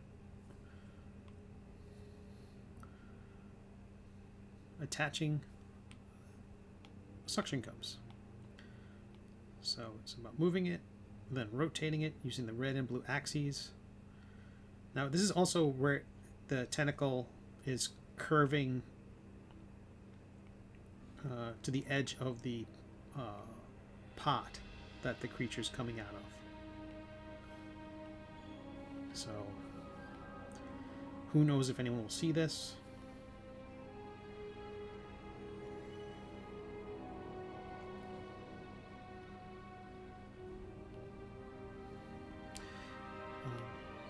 But getting back to GameholeCon, that was a wonderful convention. I hope to be back next year. Last year was my first year at GameholeCon, and so it's amazing. Their website, first of all, is fantastic. You look at it and you're not. It's not amazing to look at. The functionality is perfect. I bet there are 1,000 events, and it's all in a calendar system. There is a way for you to basically add events, because you pay admission to the convention, and the admission's not much. And then you sign up for games, and you sign up for events. And some games are like $2 a game. Like you're going to say, I want to play in this D&D game, and it costs you $2. And I think, or whatever the cost is for the game, I think the convention takes 50 cents, $1. And then the dungeon master, the person, or the game master, the referee, whoever the person is running the game, they get the remainder. And so there's like 1,000 events, and they're sorted by date and time, and you can sort them by the game people are playing. And I went there last year, and I attended some events, but they were like the panels and programming, where it was like a bunch of game designers talking about the process of game design, or an actual play, a game where game designers, celebrities, gaming celebrities or something like that, were playing a game like D&D, and it was fun to watch. But those are public events, and they weren't participatory. They're not in that way, and I didn't realize that as a. I thought those participatory events were for people who. I thought they were exclusively for people who bought, who were attendees of the convention, and I was an exhibitor. I was one of the fellows in Artist Alley. I didn't know I could sign up for games, but apparently I could, and so this year I got to. And so this year, and people were giving me grief last time. They said, "Did you get to play any games?" I said, "No. I was in Artist Alley." Now the show is open, starts at 8 a.m. and closes at like 9, or the games run to midnight every day. But the exhibit hall was like 10 to 6, so I could get in an early morning game or anything after 6 o'clock. And so I was able to attend some panels this time, way more because I was much more active in it. And I actually got to play D&D while I was there. I actually got to play a game, which was a lot of fun. It's my first time ever playing at a gaming convention. The people who were there all had much more experience, but it was a lot of fun. I've only heard you talk about it. They say like it's like 5,000 or 6,000 people, I think, attend. It's not the. If you want to play a game of D&D, or you want to play a game of Call of Cthulhu, or Blade Runner, or The One Ring, you name it, you can play it. I remember last year there was a zine event, a Friday night zine event, where it was basically, hey, do you want to create a game? With zines in, for folks who don't know what zines are, they're like magazines. There's zine events in all sorts of cities. But gaming zines are a specific kind of thing, and they have a tradition in D&D, particularly because D&D started off as zines. They started off as essentially photocopied, mimeographed, 1,000 copy little, what you'd print, what would be called ash cans in the comic book world. They're like folded paper, saddle stitch, stapled, like with 2 staples. I think the covers were slightly thicker than the interior, black and white, like super simple. What you would have had done at Kinko's or FedEx Kinko's nowadays, or you get done at Staples or whatever. Those were zines. And so when I started doing zines that are full color with spot varnish and stuff like that, people are like, okay, stop calling these zines. But this is still definitely a zine. It's a 32-page little softcover thing. They don't have to be fancy, but I felt like once I raised the price, because originally I was going to make mine $1 a piece, and someone said, no, that's no. If you say it's $1 a piece, people think it's not worth anything. Make it $10. I said, well, if I make it $10, then I have to really make it like. And then I brought this to the convention. They're like, $10. They at that zine event, they actually, somebody looked at it and tossed it to another guy across the table. How much should that be? The guy goes, I don't know, 20, 25 bucks. If this was 25 bucks, I would have made it even twice. There would be like a gatefold interior and scratch and sniff or something. I would have figured out a way to make it worth even more work to do. Anywho, I'm at this zine event, and while we're there talking to shop and how do you get your books out there and who's your printer and all this nerd stuff I love, a combination of game chat and production. Some people in the corner, all the tables had those kind of wire stands, like with the circular base. It's like a single wire piece that shoots up and has another little loop, a pinchy loop that you can stick a card in with a table number. And apparently that corner table had a reservation. They were playing Cards Against Humanity. And so we're still having our zine conversation over in this part of the room. We got our pizza and stuff. I think we said, hey, if you want pizza, come over. But they were playing Cards Against Humanity. They're just laughing out loud. They're having a great time. So not a huge event in terms of other conventions, but I'd say comparable to, I'm sure Heroes Con in the comic book world or Baltimore Comic Con have bigger numbers. But really surprised me about the culture of comics, of sort of gaming, was that there were 4 big halls. So there's a huge, so the hall is save.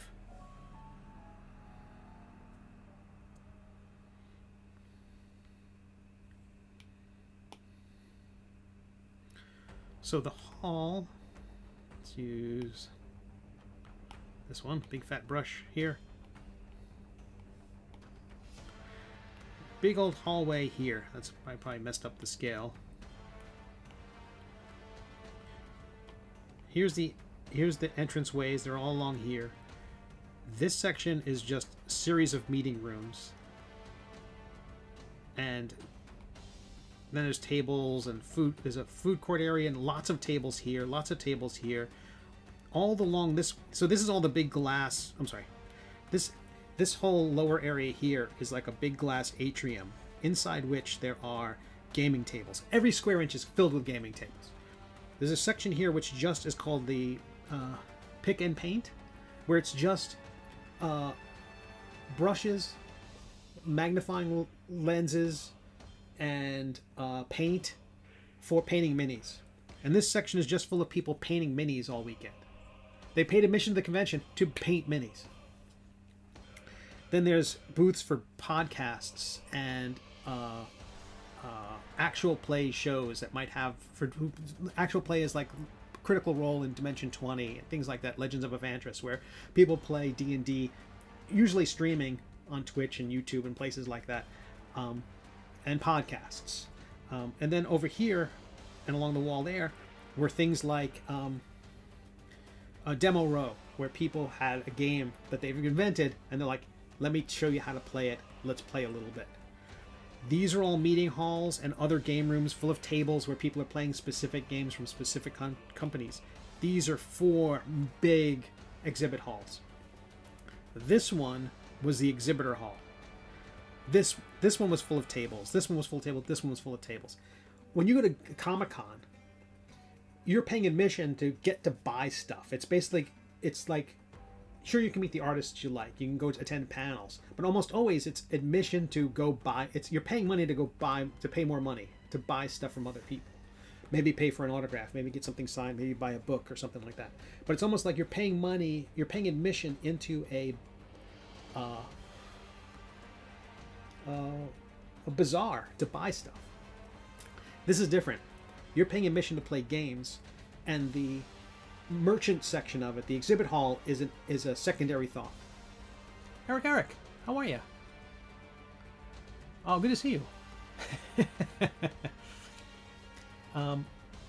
If you were talking to an artist who was considering doing conventions, how would you suggest they go about picking the cons to table at? Which cons to table at? That's a great question. But so the thrust I was saying about Gamehole Con and gaming conventions in general is they're not primarily mercantile. They're not about just paying admission to go buy more stuff. People go here to play games. And being an exhibitor and artist, this stuff is like an afterthought. I would say the vast majority of the people who attended this thing never even went into the merchant area. So of the 6,000 people, I don't know. If it was let's say it was 10,000 people, maybe 2,000 found their way through the hall, through my section of through the exhibit hall. So super interesting. And definitely a cultural difference from Comic-Cons. If you were talking to an artist who was considering doing conventions, how would you suggest they pick? It's a couple of things. It depends on the kind of art you do, first of all. Different shows, different conventions have different cultures. If you're doing something very personal and something very artistic is maybe the wrong word, maybe capital A artistic, maybe artisanal, then small events like Space in Columbus, Ohio. That's a very small one. But that is like first of all, if you're starting, I would pick one in close proximity to you where you can sleep in your own bed, drive to the event, exhibit, and then leave there and go sleep in your for almost no cost whatsoever. There's one convention near me, the Daytona Beach Comic-Con. I get to go. I'm at home. I drive to the show. I exhibit. Go home. I can commute. I'm a commuter to that convention, and those are the best because the cost is low, super low. So any money you make it again depends what your goal is. That's also a big thing. So how do you pick which convention you go to? First of all, what's your goal? If your goal is to make money, then that's one calculus. If it's to meet other creators, then that has more to do with their guest list than it does with their exhibit space. So networking is one. What would be another good one? Money? What am I missing? There's either money or networking. What would be another good reason to attend a convention? I mean, the fun of it is I'm assuming your question is not just about you can attend any convention for fun, but in terms of if you are an artist considering doing conventions, I would talk to other artists. I would go to YouTube and look for walkthroughs of their exhibit hall and see, does anyone have their iPhone video of them walking through the exhibit space? Do you get a sense of what are the other artists? Who are the other artists there? I would do a Google search of reviews of the past events. Like, what do the artists think? Almost always there's someone willing to talk about it, like saying, oh, this year was a great, best year ever, or this year, boy, this show really lost a step. I would do that kind of searching to find out more about a show. And the more it costs to do that show, the more research I would do. Always leaning against going.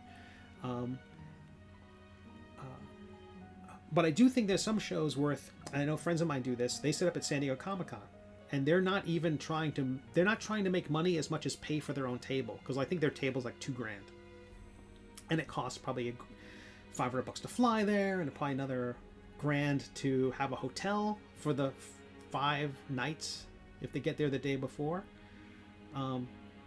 Maybe $1,500 it's going to be, finding people to split the room with and things like that. Who do you know that's also going to the event, so you can really save a lot of money by splitting the room.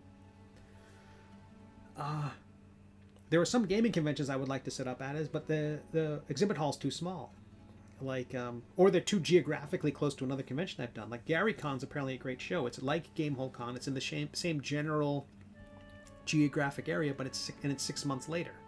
So it's a second chance to hit that part of the country. And a lot of the people who attend one attend the other, because again, it's pulling from that same region. So if I have 2 more books by the time GaryCon rolls around, I could sell those 2 books to people, and then, but there's some arguments to be made that some cartoonists have done where they won't do the same convention 1 year after, back to back, because they feel like the idea of like, what do I have that's new? If they go back in 2 years, if they go every year, they might make X amount of money. If they go every other year, they might make X.5. They might not make double, but they'll make more than if they had gone any individual year. And so that means that weekend's worth staying at home and continuing to work on stuff, because all this stuff is pulling you away from your desk, making it so you can't work on other stuff. So you have to decide, okay, what is it, the stress on my partner for leaving town and leaving her with the cats, the stress of, hey, there was a hurricane 2 weeks ago, can I go to a convention? Is this going to mess up our schedule? Combine it with other deadlines, other factors in your life, like if you've got your day job, can I get off work? And how do you decide? And then it has a lot to do with the flavor of the show itself. There was a comic convention. I was living in Northern Virginia, the Pittsburgh Comic-Con, highly rated. Maybe it was like 6 or 7 hour, maybe 8 hour drive from where I lived. Wasn't my show.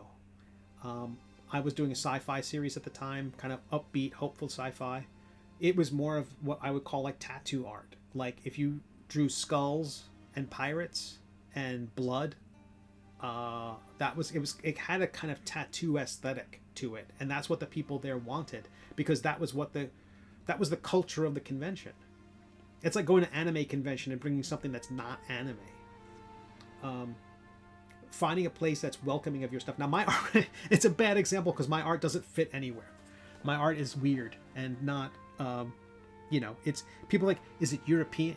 Are you trying to for Europe? They'd say, oh, this is going to be really good in Europe. I can't tell you how many times people have said, oh, your stuff would be great in Europe, which I think it really just says, boy, that really won't sell in America. I can't imagine that would sell in the United States. They're not wrong. It's an uphill thing.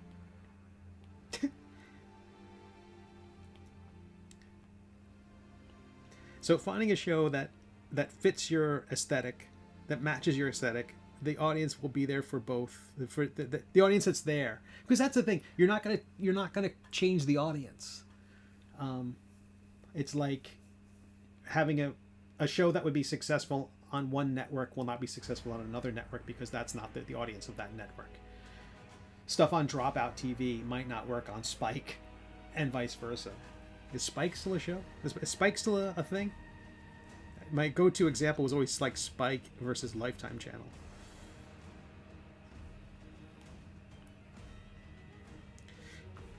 For the younger viewers, channels were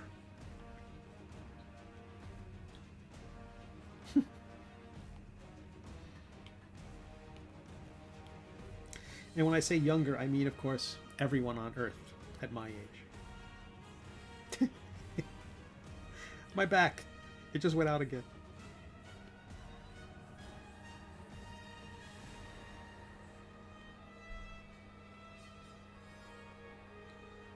So I want to give a shout out. I have to do this every time. The music is from Critical Role. Welcome to Tal'Dorei, which is their fantasy setting, and they made this soundtrack available to anyone to use as part of their D&D streams. I've often considered my work on my D&D products as a D&D stream. I know it's not an actual play, but I think it might be better for them, because I'm definitely not competition for what they do. That said, I would love for one of their characters, one of their performers, one of their players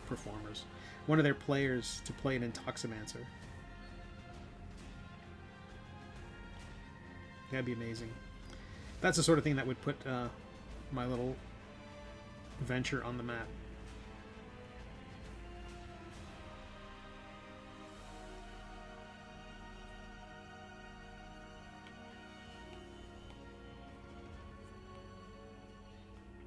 That was something I talked about a while back, and it was definitely felt at Gamehole Con. I talked about this. I'm one of the co-hosts of the Pencil to Pencil live stream, which is available on YouTube at Pencil to Pencil. We also stream on Facebook. We don't stream to Twitch yet. There was a challenge with the software and all that stuff. But and initially, because Twitch didn't allow streaming to both platforms. It's just part of their deal if you unlocked a certain compensation tier. Anywho, tomorrow night our guests are Jerry Scott and Jim Borgman, who make the comic strip Zits. So if you go to Pencil to Pencil, 8 o'clock East Coast time, you can catch me, Jamar Nicholas of Leon the Extraordinary fame, the Scholastic Graphics young adult graphic novel series. He is a wonderful cartoonist, and Mike Manley, co-creator of Darkhawk, the Marvel Comics character. He's worked on tons of he draws the comics, the daily comic strips, Judge Parker and the Phantom, 2 different daily comic strips. He draws both of them. Mike's a legend. He also worked on Samurai Jack, Venture Brothers, tons of stuff. But something we talked about before was that I find that, interestingly, in the comic book world, my comic book pedigree is not all that impressive. DEG, how are ya? Cave, how are ya?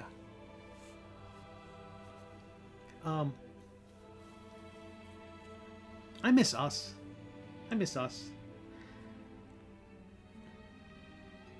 I figured because nothing else is going on in the world today, this would be the perfect opportunity. Again, you're only welcome to the stream if you voted or not allowed to vote in the US.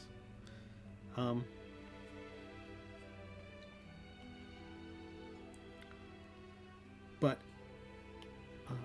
in the comic book world, my stuff is, top of the C list. That I've done the cover, that I recently did a cover of Archie Comics, is no big whoop in the comic book world. At GameoCon, that is a jaw-dropping achievement. It's a thing where, from inside your own industry, people are generally not impressed. But outside your field, and some cartoonists have taken advantage of this. I don't think they were doing this specifically, but I think they experienced it. Darwin Cook was a cartoonist who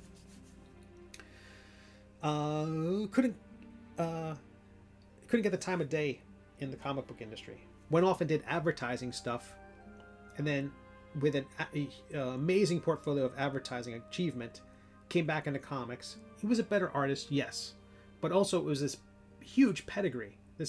And enabled him to do more stuff. That's not an uncommon story. I think if you're inside the comic book industry, there's a path, there are dues you have to pay, and people will make sure you pay those dues repeatedly before you can make any headway. There's some gatekeeping. I don't think that happens. I don't think that's in webcomics. I think webcomics people suffer it under the people who are established comic book pros. But industries are like that. There's a sense of with a lot of people. Oh, I'm rambling again. LJ, my goodness. I'm so stressed about the NFL trade deadline. Oh my goodness, I'm going to be up all night on that. Wait, NFL. I don't know what that is. Game went great. Cave, you were missed. The greatest wingman in the history of gaming conventions. Cave Geek Art. Every once in a while, there was a Troy Sandlin was there, and he stood by my table, and he filled in for you. As soon as someone came up, and came on the table, he was immediately like, "Oh, you've got to check this out.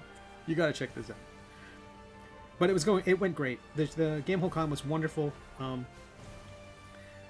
The guys from Savage Worlds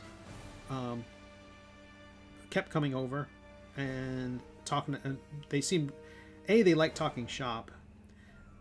Again, I'm a doofus in the world of gaming. Again, been comics forever. Played D&D and played the role-playing games. Never knew anybody's name. You know, I knew Gary Gygax. I would see these names on things. I knew the artists. I knew every artist in the Monster Manual and Fiend Folio and Deities and Demigods. But the writers? Words. And so I kept meeting people. And I'm like, oh my gosh, you're the guys who... you did that! Like, that sort of thing. I was really, you know... So I partly I was a doofus. But I also wasn't gobsmacked by the people who came by. And I think that helped sometimes, because I think when last year, when some guy came up by the table and was looking at my minis, and I was like, okay, cool, let's talk. And yeah, that's what this is, and that's what this is. And I looked down his badge, and it was Zeb Cook, who, legendary creator, whose name I knew. Then I suddenly became a gobsmacked moron. I mean, I was always the moron part, but I was a gobsmacked version of that moron. So, but this year it was really great. I did speak with Black Oak Dice on your behalf. Also, the best part of the show was picking up my copy of Flavor Text Adventures. Of course, that was the highlight. Cave's book is out, and it's glorious.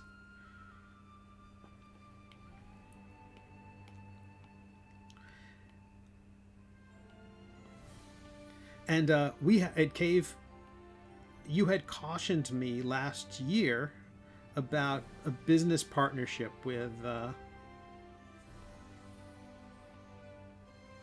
certain folks in gaming, and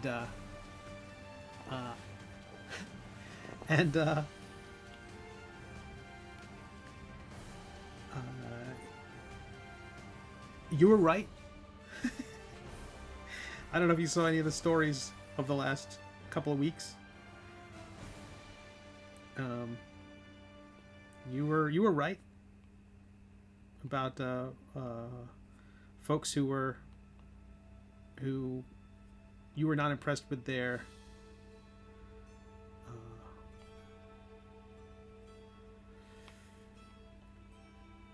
well, you were just not impressed with them, and it turns out you were right. So I'm just going to run everybody by you now. But I knew I wanted to work on this piece for Nibblemancy, and I thought this would be a good opportunity to go back and make sure I even knew how stream elements worked. And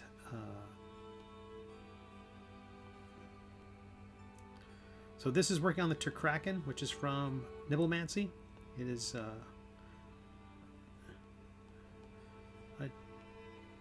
turkey stuffed inside a kraken, stuffed inside a chicken, or something like that. And so I am in mid-tentacle.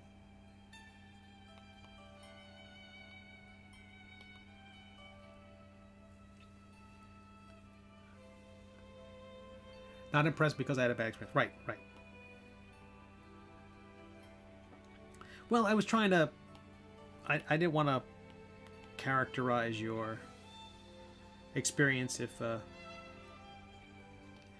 transcript of this video finds its way into evidence.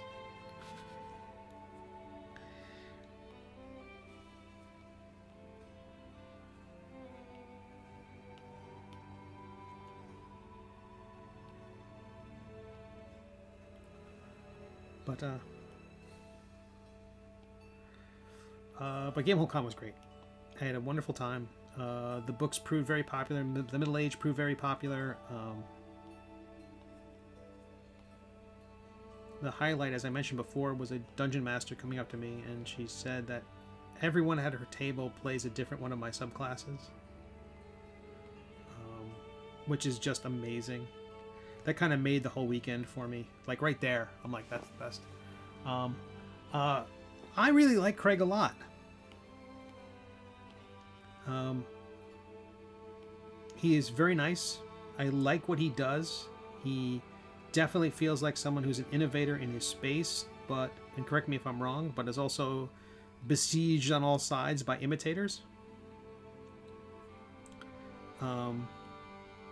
He has his business has an underdog quality, but I love the aesthetics of his booth. I didn't remember having visited his booth last year, but as soon as I saw it again this year, it was the way, the DIY awesomeness of his setup stuck with me.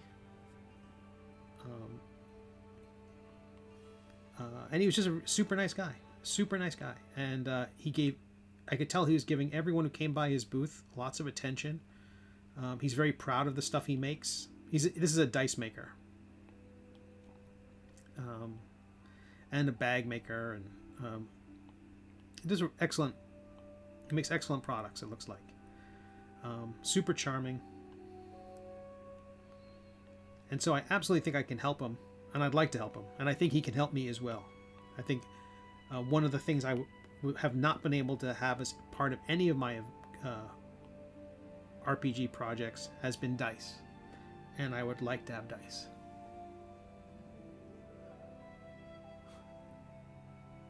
Craig is for sure nicer than you. He's a nice guy.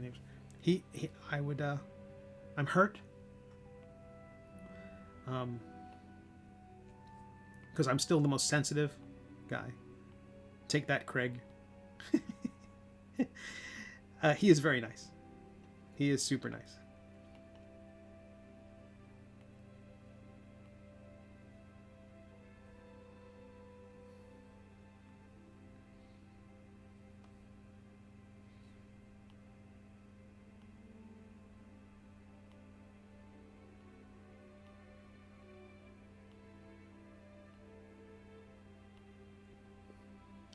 So today is election day in the U.S. It kind of snuck up on a lot of us. There hadn't been a lot of talk about it until very recently. Kind of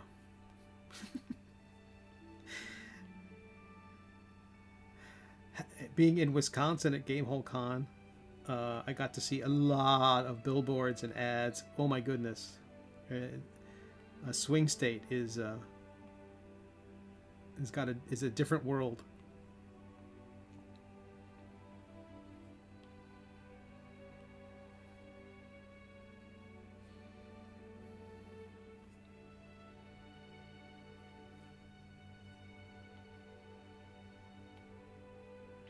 But I was saying before, I actually got to play a game of D&D at the convention. Like I mentioned, I did not know that exhibitors could even register for games last year. And this year I made a point of doing that this time, signing up for a game. And I had a great time. They had a 50th... Gotta go get dinner, fix that kink. Aye, Captain. Good to see you. I got to play D&D. It was a 1-hour game. It was the 50th anniversary of D&D, and they had 1-hour games, which is really short for a D&D game if you ever played D&D. Not a lot of time.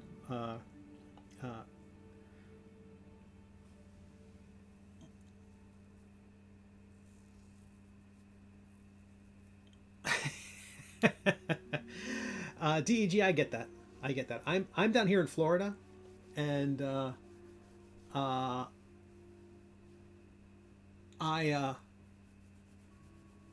an outlier. I think I'm in a district.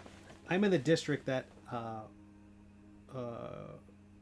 had DeSantis as a congressman before he became governor. It gives you a sense of the kind of demographic here. But part of I often don't even deal with talk politics or do political stuff because it just doesn't seem politic. No, it doesn't seem. It's not. It's just often not a subject worth discussing. People are set in their ways. I'm not trying to change. The assumption that people have is like I'm trying to change their mind or that I'm judging them in some fashion if we disagree. And I'm generally not. I don't begrudge people where they're coming from, and because it's easy to know that there are some people who support people for bad reasons, and then there's some people who support people without thinking about it, just because that's the flow of that's the tidal pull of their neighborhood, of their family, of their life, and they don't even think about it. Just everyone around them's doing this. Okay, fine, I'm going to do this too. And it's hard for me to, and given how awful modern times can be,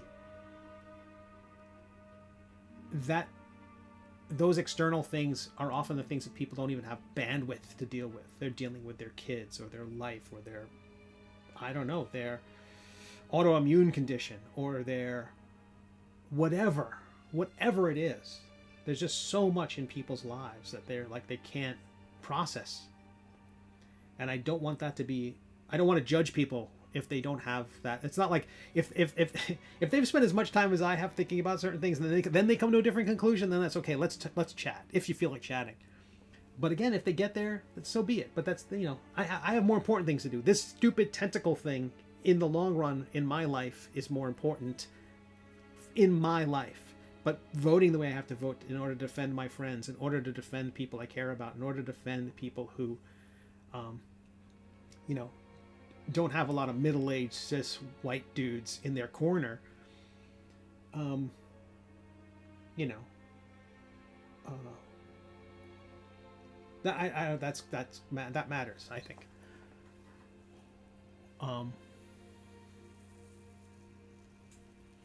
But you know, I you know, everyone's got their own mileage. I try not to, you know. I haven't walked a mile in their hood. See, it was nice, and then I just took a turn there at the end.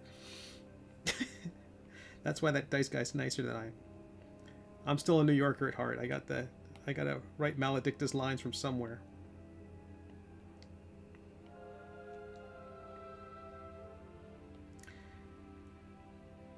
But there's ballot initiative. Again, I think my state's basically a foregone conclusion, but for where they're going to go in terms of the presidential election. But in terms of down ballot races and ballot initiatives, I feel like that's where it's important for me to do what I need to do.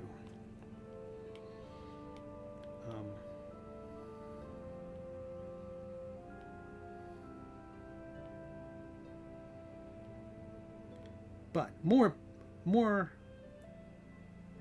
but we've all voted already, so it's all moot. Right? We've all voted. So, the die has been cast. So, 50th anniversary. So, 50th anniversary. So, okay, I will say this anecdotally, as someone who in some ways wearing a shirt like this in Florida is an act of bravery. I went to a street festival in Daytona Beach on Sunday wearing this shirt. I've washed it on Sunday, and I got a surprising number of very soft-spoken, I like your shirt, thumbs up, go team, stuff like that. Very nice, surprising amount of affirmation. I was the only one wearing a Harris Walsh shirt. I saw the usual Trump hats and stuff like that. But I got a surprising amount of quiet, enthusiastic, these things. So it's it's I don't know. It was heartening. It makes, again, hopeful for down ballot races and ballot initiatives, which could have a bigger impact than how this state goes in the presidential election. Anywho, a 1-hour D&D game at Gamehole Con. They had two different 1-hour games. In both Dungeons & Dragons. There was the AD&D, which is the classic one from like 40 years ago. And, you know, the one I grew up on. And 5th edition, the more recent version, not the recentest version, because that's not even fully out yet. The DMG is not out. The Monster Manual is not out yet. But the most recent 5e version, the one everyone Critical Role plays, all those guys play. And it was a 1-hour game, and it was awesome. I queued up. It was the exhibit hall closed at 6. I got to grab a quick bite. Gamehole Con has got to deal with food trucks, and the food trucks are parked outside in kind of a cool area where there's picnic tables and stuff. So you can be outside. Some people are masked, some people are not. You know, it's that kind of thing. I am vaccinated out the wazoo at this point. My blood is mostly vaccine at this point. But food, great food, amazing food trucks. Frankly, just a huge variety of them. And so, grab a little bite, go back and play a game. The next table over was an AD&D game, and it was one of the players was a guy named Mike Shea. Sly Flourish is his channel, kind of a renowned dungeon master and dungeon master advice giver. He's written quite a few books. The Lazy Dungeon Master is, I think, his most popular book. Basically resources for dungeon masters to be better dungeon masters. And he was playing the game. He wasn't DMing it. He was playing D&D, one table over, which I love to see. I love people who play these games, write these books, love this stuff, and really love this stuff. Traveled across the country to get to there, and while he was there, he's playing D&D. It's awesome. So I was playing the game, and it was random character sheets placed on the table. So you go down, you just pick one at random. You don't have a lot of time. This game's got to start. You only got an hour. The games ended at 9, so I knew our game could run long if it had to. But it started at 8. The Dungeon Master was... Some of the Dungeon Masters were, again, people of note in the industry. Maybe iconic writers. And this was a Dungeon Master who was just basically a volunteer at the show, was also volunteering to DM some stuff. And he did a wonderful job. Is very friendly. But again, with only an hour to play a game of D&D, that's not a lot of time. So you get your character. I grabbed one. It was an elf level. All our characters were level 3, so not a very complicated level. It's basically that's the level where most classes have got their subclass. So there's a little bit of flavor, a little more kick, a little more health, so you just don't die immediately. And the story was that the story in the adventure was that the players, and there's usually 4 of them, but there was whoever our 4th was, they didn't make it. Again, 8 o'clock game, last game of the evening. Our 4th never showed up. So it was the 3 of us. And the idea is our characters were all friends with this woman, this who lived in had this cottage outside the city, and we're all friends with her, and she has passed, and so we're there at her memorial. And the game has broken into, at the beginning of it, there's this memorial. If you say a few words, you get an inspiration point. Inspiration point in D&D is a thing where basically lets you re-roll a dice roll when you want to. Basically a chance to did something bad. In some tables, inspiration is a instant success. In other tables, in this particular case, it was a chance to re-roll an unfortunate die roll. So if you roll low, is a second chance to roll better. And so if you role play a little eulogy, or your memories of this character as some final words for your friend who's being laid to rest. And then it would basically get into the adventure. So we sit down at this round banquet table. There is something in the middle of the table draped with a cloth. Clearly it looks like some sort of map or building or structure of some kind. If Steve fell in Nevada, his superpower would be giving vaccine. Oh my goodness. David's here? How did I miss that? David! How the heck are you? Good to see you. So it was a 1-hour game. We give our eulogies. All of us get our little inspiration point. This is my first time playing at a gaming convention that wasn't on stage. I did last year took part in an actual play game, which was nerve-wracking and, didn't really translate into preparation for playing this game.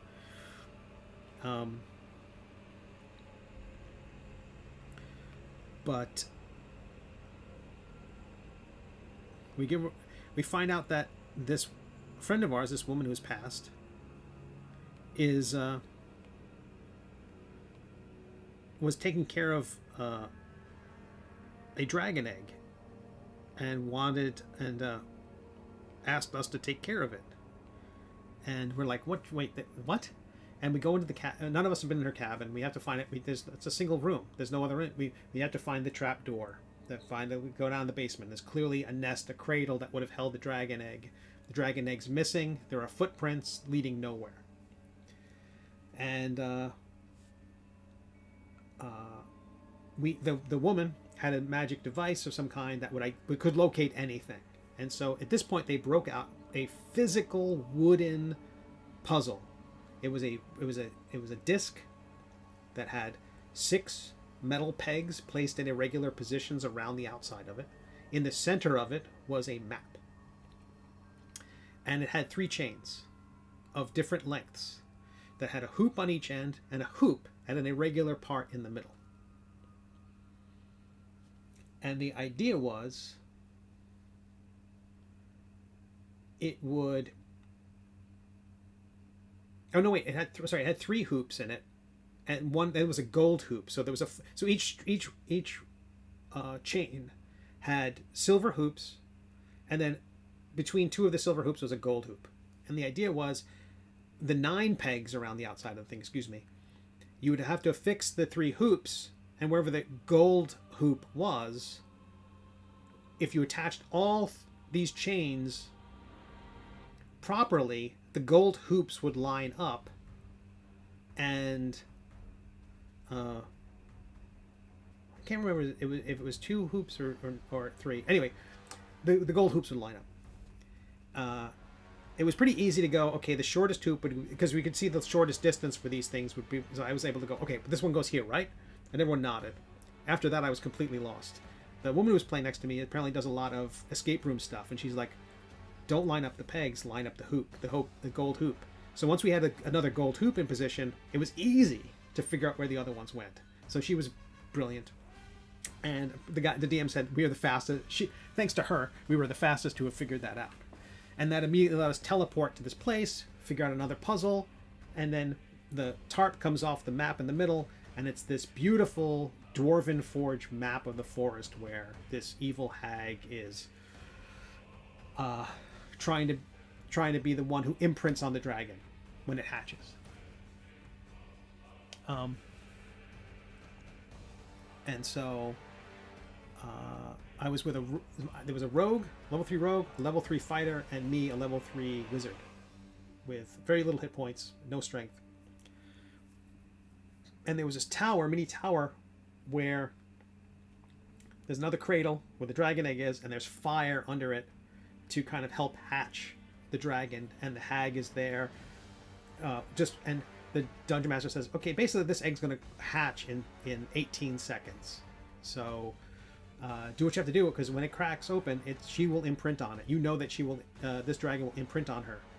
And, the hope that your friend had is lost. And so I was worst in initiative as the wizard. The rogue bolts forward. I immediately duck. I think I duck behind something. Cast mage armor on myself. I know, not an ideal use of one of the. Each round in D&D is 6 seconds. So when they said there are 18 seconds, that means there's 3 rounds to do what you got to do. So I put mage armor on myself. I advanced as far as I could. Put mage armor on myself. On the next round, I Misty Stepped up, which is a teleportation, up to... I don't have a lot of level 2 spells, but Misty Stepped up to the platform where the fire was, with my 21 hit points. And immediately took some fire damage, and had to roll a Constitution save. I didn't know what the Constitution save was for, but I failed it. But that's where I used the Inspiration Point to re-roll it, and I thankfully succeeded. So I don't know what it was, but I was choking. There was the smoke, the fumes, and all that stuff from this thing, and the eggs cracking, and the rogue is coming up the other side, and they're throwing weapons at the hag or whatever. None of us have like ranged attacks. I mean, I as a wizard would, but they're resistant to fire, which we knew because of Arcana and all that other stuff. Most of my attacks were fire, so what was I going to do? So I teleport up there, and I say I'm going to hold my action to push the egg off, so when the fighter's underneath, the fighter can catch the egg and run with it. And I said, okay, fine. He says, okay, on your turn, you roll again. You take some more fire damage. The hag swipes at me and rolls really high. Now, mage armor gives me a pretty good armor class for a wizard, but I also have I know I have a reaction shield spell, which will increase my armor class by 5. So I have like a 16 armor with my dex.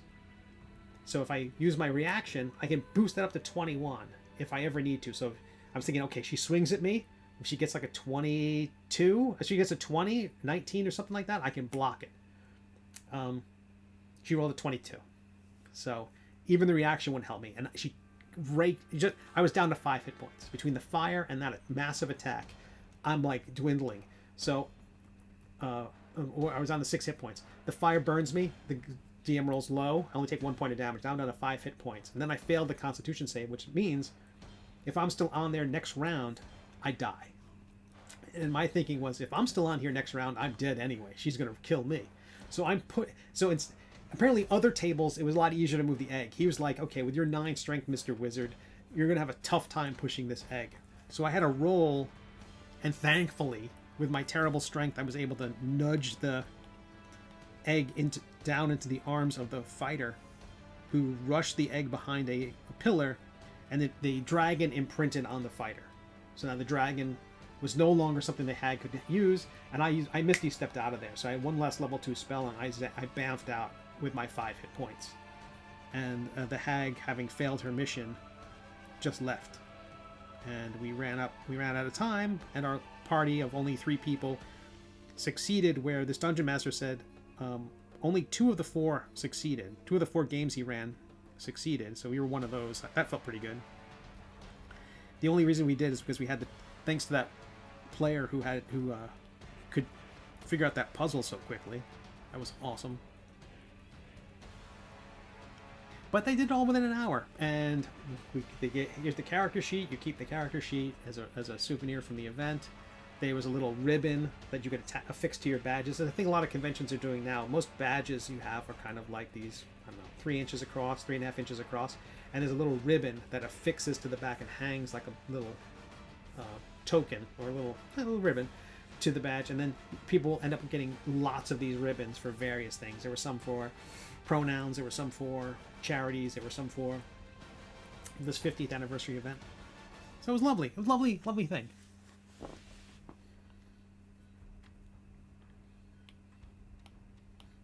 I didn't know how they'd be able to play a game of D&D in an hour, but they pulled it off. And it was fun. I wish I could have gotten to play one of the advanced D&D games as well, just because that's the stuff I grew up on, and haven't played it in a very long time. How are we doing on time? Oh my gosh, 6:30. For folks that don't know, my name is Steve Conley. I write and draw the webcomic The Middle Age. I also make role-playing game stuff. I make supplement books for D&D 5e, so if you play a 5th edition of Dungeons & Dragons and you want to play a drunken wizard, or a card-throwing rogue, or a cleric who thinks this all might be a game, I have the books for you. And the Metadomain Cleric was a big hit at GameWallCon. I think the concept of a drunken wizard is fine. I don't think it doesn't wow anybody. I think its success was the name Intoximancy, and I think a good video on Kickstarter and the execution put it over the top. But as a concept, I don't think the people say the concepts are a dime a dozen. It's about the execution. I think the execution of Intoximancy put it over the top. Metadomain, on the other hand, I don't think that's a dime a dozen idea. I think that's an idea that people were like, whoa, that melted some brains. They didn't know how they'd play it at their table. It's still a hard thing to convince your dungeon master to let you do. Or if you're a dungeon master, to let your player do. But it was super... It was really good. The reaction was wonderful. And as I was talking about before, for folks who are coming in a little bit late, the next book is called Stabracadabra, which, if you've read The Middle Age, is one of the names of Maledicta, the Blade of Woe, and it is a way to play Sir Quimp in D&D. It's from the About Damn Time files. I've had Intoximancy and Nibblemancy, which are both based on stuff from the Middle Age for my webcomic, and now finally people will be able to play the fighter. So our hero Sir Quimp. This is maybe part of what will let me produce a complete the Middle Age source book, if that is ever in the cards. You know, if there's going to be a game book for playing the Middle Age in D&D, it's got to include rules for Sir Quimp and the Blade of Woe. And so finally, that will happen. But Nibblemancy is coming first, which is one of the reasons why I'm sculpting this thing. This is going to be referenced for an illustration I'm going to do. And will also be an STL file available to my lovely Patreon supporters. And I may also give it to the Kickstarter backers, because Nibblemancy is taking longer than I thought, and I'd like to give them extra stuff when it takes me longer. I shared the subclass rules this week. I think my favorite subclass feature of the Nibblemancer, and I think they get it at level 2. It's like right away. Maybe level 6, but I think it is level 2.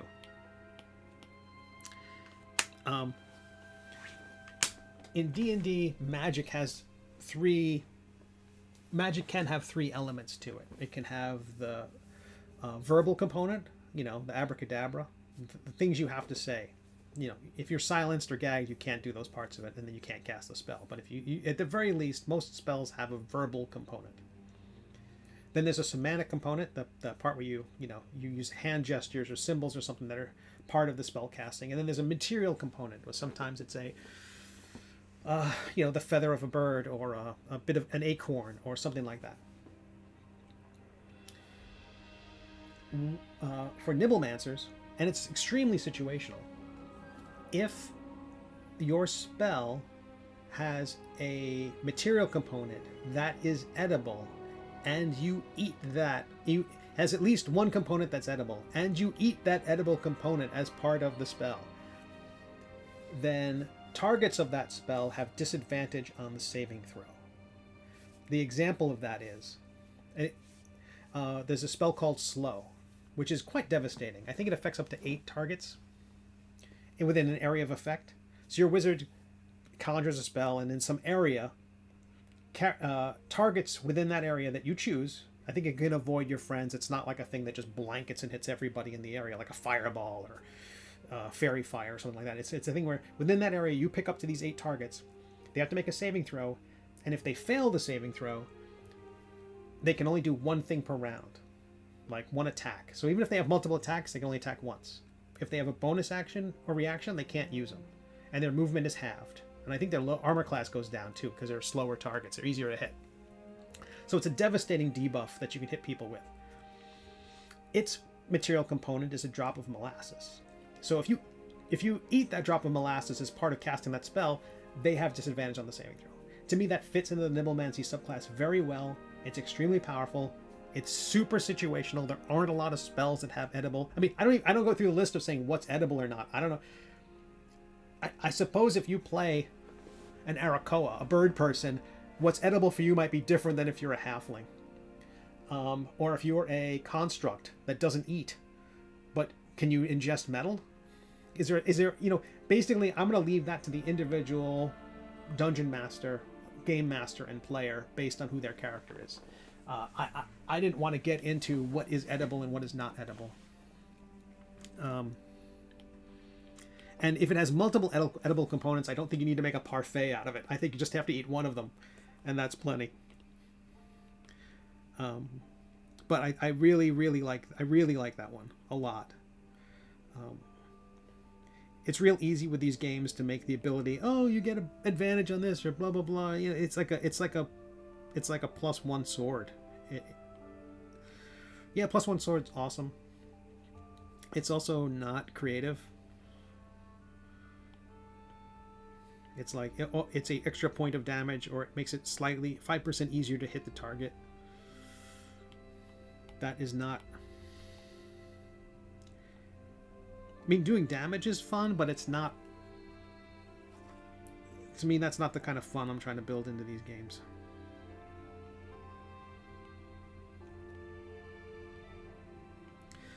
But Nibblemancy is the most lavishly illustrated book so far. I have been painting so much fruit and walnuts and peppers and sliced oranges. At some point, the orange, you will notice that the orange, lime, and lemon are all the same drawing, just different colors.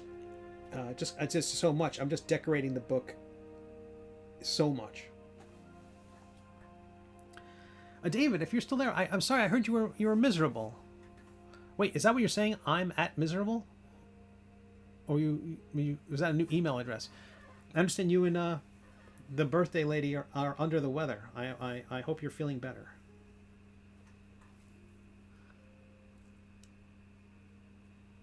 He's been on a tangent for 3 minutes. I've been on a tangent for 3 hours.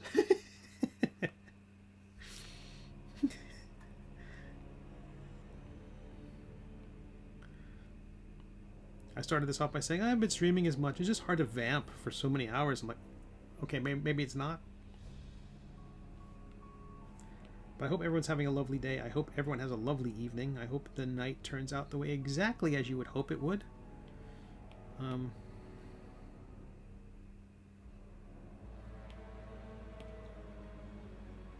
looking for the pods. Sweet. Oh no, I see. So that part of the tentacle will actually kind of... well, let's do this first. Let's save.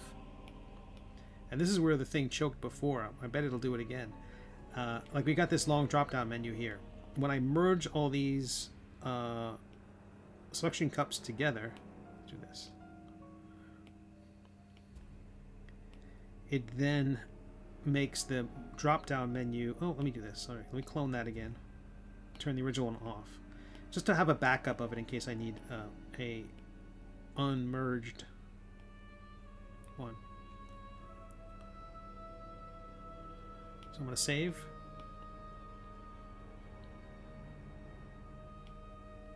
Join.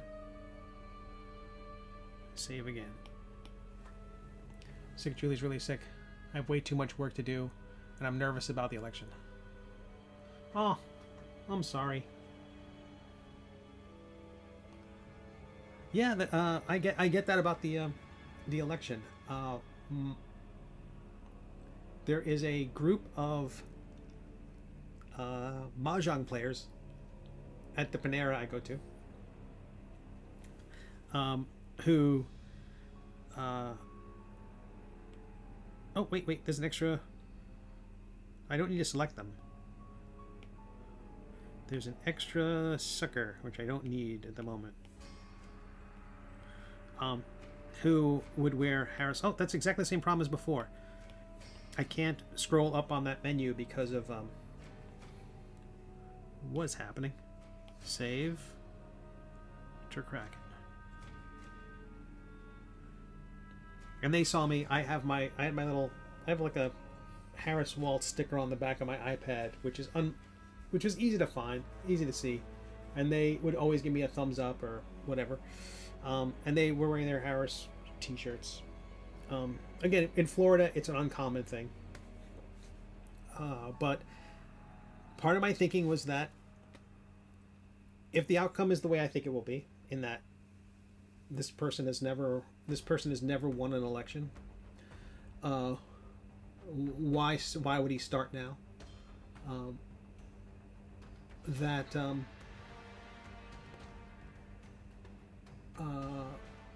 I want people to see that, oh yeah, they're all around you. They're not loudmouths. They don't have bumper stickers. They don't have huge flags hanging off their truck. But they're there, and they're all around you, and they're not terrible people.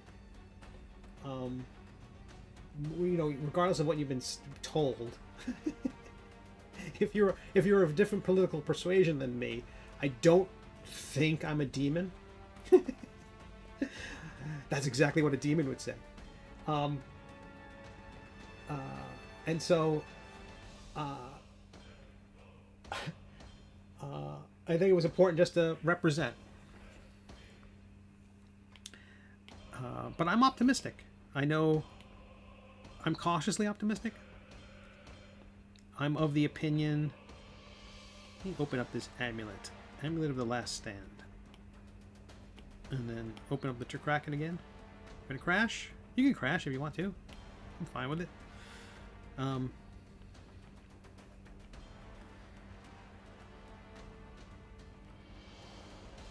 Let's go back to our main camera view. Let's, is everything visible? I think it should be. Except that extra sucker. Save again. According to this repertoire, not all demons are evil. Yeah, well, but that, and there are other issues. There's a number of ballot initiatives. One is number 3. The ballot initiative 3 is legalizing marijuana, recreational marijuana in the state. I think that's going to bring out a lot of people. And number 4 is enshrining the right to choose into the state constitution.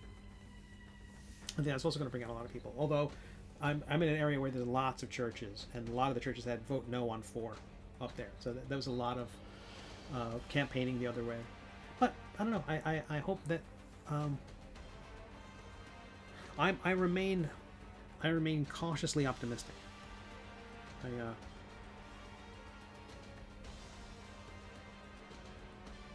There was a joke that someone made back in 2016, which I think was true, was that Hillary Clinton and Donald Trump were both up against the only people they could beat. And that felt right to me at the time. Like, the only person who Trump could beat was Hillary, and the only one who Hillary could beat was Trump. And I think, everyone came out of the woodworks for Biden, and that was before January 6th. So I have to think, unless sexism and racism are even more weaponized than I fear. Rip my Bernie Sanders, hoping to feel it. In 2016 around here in Florida, I saw Bernie stickers, bumper stickers.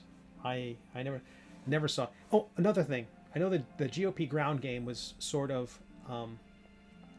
abandoned. Certainly in Florida. The last 2 elections, there's a huge intersection right where I live, and there was always, every weekend, trucks and people with huge flags standing on the street corner. Not this year. There were signs maybe Florida is just such a foregone conclusion that they were like, well, why bother? Maybe all that money was being spent in Michigan. David. But none of it here. So I don't feel like that was necessarily just money being spent by the RNC. I think that was enthusiasm. That was grassroots enthusiasm. And I don't feel like it's there. Because I don't think Trump ever figured out a lane to attack Kamala Harris. I don't think he ever figured that out. I think he knew how to attack Hillary. He knew how to attack Hunter Biden's laptop. Without that, he's been flailing. Trying to call her low IQ never landed. Trying to call Kamala Harris low IQ never landed.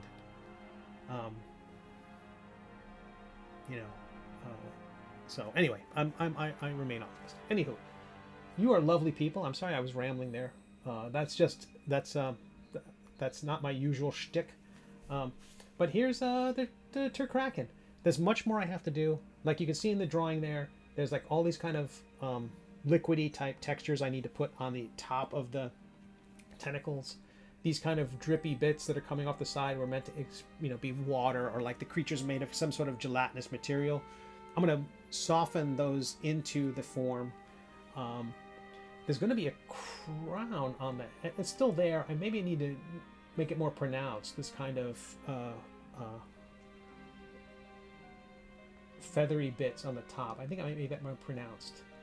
And then I'm going to put cracks and things like that in the kettle itself. If any of you in the chat voted differently, please be my friend. Well, yeah, I think we should all still be friends.